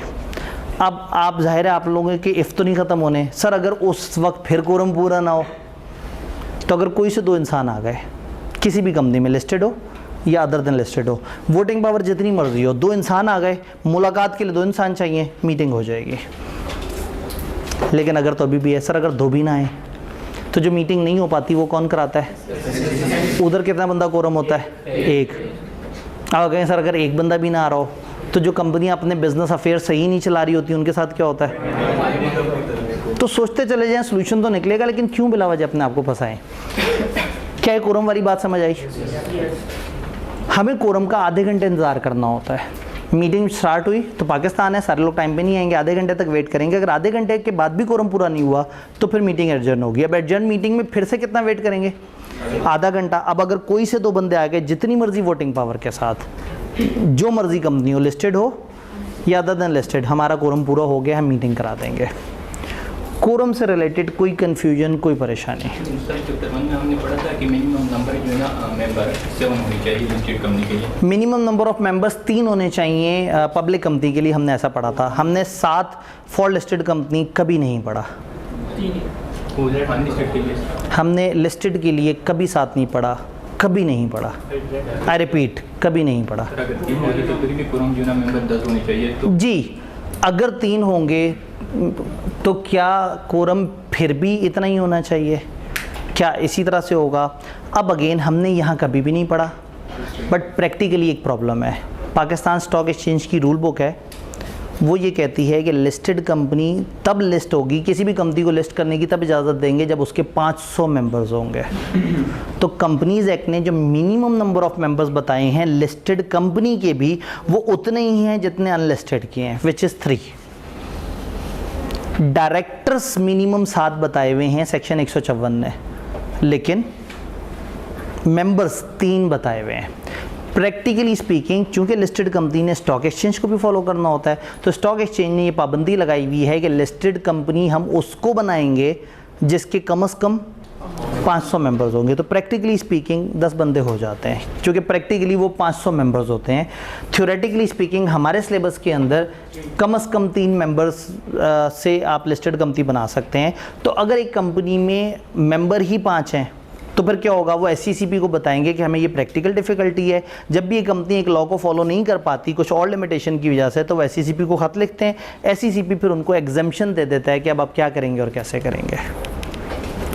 डन। कोरम से आगे चलते हैं, वक्त कम है, मुकाबला सकता है। रेजोल्यूशन, नोटिस, रात जल्दी से एक छोटे से सेक्शन को करते हैं। बस मैं एक सेक्शन को स्किप कर रहा हूँ क्योंकि वक्त कम है, इसको देखिए और हम मिनट्स को देख लें। 2 सेक्शन स्किप होंगे, नोटिस ऑफ रेजोल्यूशन और फिर आगे एक और resolution through circulation. Resolution through circulation, छोटी कंपनियों में लॉ ने ये इजाज़त दे दी है। छोटी कंपनियों से मुराद है 50 से कम। आपको याद है प्राइवेट कितनी होती थी? 50 से कम होती थी, 50 के अंदर। और अगर पब्लिक कंपनी हो अनलिस्टेड और वो भी 50 के अंडर हो, तो इन दोनों कंपनियों को ये इजाज़त है। क्या इजाज़त है? अगर इनको एक अहम मीटिंग करनी है और एक अहम इशू डिस्कस करना है तो बग़ैर मीटिंग किए ख़तों पे भी बात हो सकती है। कंपनी सेक्रेटरी और चेयरमैन ने ख़त लिखे, कंपनी के मेंबर हैं 7, उन 7 को ख़त लिखा कि हम लोग चाह रहे हैं कि ये बिल्डिंग ख़रीदें, ये कवायद दिए हुए हैं, हाँ या ना में अपने वोट भेज दो। 7 बंदों को ख़त भेजे, 7 में से 5 ने येस में वोट दिया और 2 ने नो में वोट दिया। जब सारे वोट इकट्ठे आ गए तो उन्होंने लिख लिया बस ये रेजोल्यूशन 5/7 मेजॉरिटी से अप्रूव हो गई। तो दिस इज़ अलाउड, इसको हम कहते हैं resolution through circulation. Ordinary business को छोड़ के किसी भी प्राइवेट कंपनी या अनलिस्टेड पब्लिक कंपनी जिसके मेंबर 50 के अंदर हो, कोई भी रेजोल्यूशन ऑर्डिनरी या स्पेशल पास कर सकते हैं अगर तमाम मेंबर्स को नोटिस सर्कुलेट हो और ये ऐसे ही वैलिड और इफेक्टिव होगा जैसे कि जनरल मीटिंग में पास हुआ। ये रेजोल्यूशन तमाम मेंबर्स को भेजी जाएगी सारे डॉक्यूमेंट्स के साथ, और जब मेंबर ने एक दफ़ा अपने वोट दे दिए तो वो उसको रिवोक नहीं कर सकता। इस रेजोल्यूशन को आने वाली मीटिंग में नोट कर लिया जाएगा कि हम लोगों ने ये रेजोल्यूशन पास किया। डन। तो इसको कहते हैं रेजोल्यूशन थ्रू सर्कुलेशन, जिसमें आप मीटिंग कराए बगैर आप चीज़ों को डिस्कस करके और उसके मुताबिक अप्रूव कर सकते हैं। सर ऑर्डिनरी बिजनेस भी पास हो सकता है? नहीं, बिल्कुल भी नहीं। मैंने कहा except for ordinary business. Ordinary business जो 4 स्पेशल एरियाज़ हैं उसमें ये हरकत नहीं होगी। 2 एक्सेप्शन है, लिस्टेड कंपनी में ऐसा नहीं होगा और ऑर्डिनरी बिजनेसेस के लिए ऐसा नहीं होगा। अदर देन लिस्टेड, 50 से कम मेंबर्स वाली कंपनी और प्राइवेट कंपनी जो होती ही 50 के अंदर अंदर वाली है, वो लोग ये काम कर सकते हैं। ऑर्डिनरी रेजोल्यूशन भी पास हो सकती है, स्पेशल रेजोल्यूशन भी पास हो सकती है, लेकिन वो जो 4 ऑर्डिनरी एजीएम वाले बिजनेस थे वो इस मजाक से नहीं हो सकते, उसके लिए प्रॉपर मीटिंग करानी पड़ेगी। तो लॉ ने एक आपको रास्ता दे दिया कि अगर आप कभी भी मीटिंग ना कराना चाहें तो आप एक बाईपास तरीके से रेजोल्यूशन, तो आज के दौर में बहुत आसान है। व्हाट्सएप एक इवेंट क्रिएट किया, एक पोल क्रिएट किया, सबसे कहा इस पे वोट डाल दो, लोगों ने वोट डाल दिए, तो उसने कह दिया लो जी 5 बंदों ने आउट ऑफ 7 इसमें यस में वोट कर दिए हैं, 2 ने नो में वोट कर दिए हैं, रेजोल्यूशन पास हो गई। अब पास हो गई, जैसे ही अगली मीटिंग हो, उस मीटिंग के जब मिनट्स बने तो उस मीटिंग के मिनट्स में ये पिछली मीटिंग जो नहीं हुई ये रेजोल्यूशन भी आप ऐड कर दें। डन। देन एक छोटा सा सेक्शन आता है नोटिस फॉर रेजोल्यूशन। कंपनी की जितनी भी स्पेशल रेजोल्यूशन आपने रजिस्ट्रार को 15 दिन में जमा करा देनी है और डायरेक्टर वगैरह की तरफ से ऑथेंटिकेट होनी चाहिए, और अगर कोई भी मेंबर पैसे दे के आपसे मांगना चाहे तो आप उसको स्पेशल रेजोल्यूशन की कॉपी दे देंगे। ये स्पेशल रेजोल्यूशन की कॉपी आपके उसके बाद जो आर्टिकल्स वगैरह इशू हो उसके अंदर अपडेटेड होनी चाहिए। तो ये बहुत ही बच्चों वाला सेक्शन था। आखिरी सेक्शन मिनट्स। मिनट्स कैसे कहते हैं? मीटिंग की कार्रवाई का रिटर्न एविडेंस। जब भी एक मीटिंग हुई है उस मीटिंग के अंदर जो कुछ भी हुआ है आप उसको राइटिंग में जब रिकॉर्ड करते हैं तो उसे क्या कहते हैं? मिनट्स। तो मिनट्स 2 चीज़ों के होते हैं। हर कंपनी वो जो resolution other than general meeting हुई है उसको, और जो भी summary of all proceeding of meeting of directors है उसको मिनट्स के अंदर रिकॉर्ड करेंगे। मिनट्स एक रजिस्टर है, एक रिकॉर्ड है, जिस रिकॉर्ड में 2 चीज़ें होंगी, जो मीटिंग हुई हैं उनके रिकॉर्ड्स और जो नहीं हुई other than meeting resolution pass हो गई, याद है जो रेजोल्यूशन थ्रू सर्कुलेशन, इन दोनों के रिकॉर्ड रखेंगे। मिनट्स में अटेंडीज़ के नाम होंगे। जो बुक्स ऑफ मिनट्स हैं वो रजिस्टर्ड ऑफिस पे रखी जाएंगी और चेयरमैन उस मीटिंग का या आने वाली मीटिंग का उसको पढ़ के उसको साइन करेगा तो वो ऑथेंटिकेट माना जाएगा। कोई मेंबर अगर इसे देखना चाहता है तो वही रूल, इन्वेस्टमेंट जो किसी और के नाम पे होती है ना उसका, याद है रूल, 2 घंटे तक अवेलेबल होगा, देखना फ्री है, अगर उसकी कॉपी चाहिए तो अप्लाई करो, अप्लाई करने के 7 दिन में मिलेगा, एप्लीकेशन के पैसे देने पड़ेंगे, आगे वही सारे रूल्स इसके ऊपर भी है। ये रिकॉर्ड्स रजिस्टर्ड ऑफिस पे आप डेट ऑफ रेजोल्यूशन से रख रहे होंगे और फिजिकल फॉर्म में भी रख रहे होंगे और इलेक्ट्रॉनिक फॉर्म में। फिजिकल फॉर्म में आप 20 साल संभाल के रखेंगे, एक्सेप्शन है, हमेशा 10 साल होता है, यहाँ 20 साल तक संभाल के रखेंगे। और इलेक्ट्रॉनिक परमानेंटली जब तक कंपनी बंद नहीं हो जाती तब तक आपने सॉफ्ट कॉपी में अपने मिनट संभाल के रखने हैं। डन। तो that was all about meeting का चैप्टर। एक छोटा सा बीच में सेक्शन मिस हुआ है ड्राफ्ट रेजोल्यूशन के, वो नोटिस के अंदर जो है रेजोल्यूशन कौन ऐड करता है, या तो डायरेक्टर्स करते हैं या रिक्विजिशनर्स ऐड करते हैं। लेकिन अगर एक बंदे के पास 5% शेयर्स हैं तो वो भी अपनी पसंद की रेजोल्यूशन मीटिंग के नोटिस में ऐड करवा सकता है। बस ये एक छोटी सी बात हमारी मिस हुई थी। तो हम लोगों ने आज जो है ना, ये चाय आज काम कर गई। इस चाय की वजह से मैं आपको एक्सटेंडेड टाइम तक रोक सका, अदरवाइज़ मुझे लग रहा था कि ये चैप्टर दरमियान में कहीं रुकेगा और अगले दिन के ऊपर शिफ्ट हो रहा होगा। लेकिन अच्छा हो गया, अब हमारे अगले 2 दिन का टारगेट ईजी हो गया। चैप्टर 3 से तसल्ली से खेलते रहेंगे। अगले 2 दिन में जैसे ही ख़त्म होगा बेचारा 4 छोटा सा है वो फ़ौरन से फड़का देंगे। तो इंशाल्लाह ताला कल मिलते हैं। कल बड़ा अहम दिन है, चैप्टर 3 के ऊपर काफ़ी ज़्यादा हमारी डिस्कशन होनी है। इंशाल्लाह ताला मिलते हैं।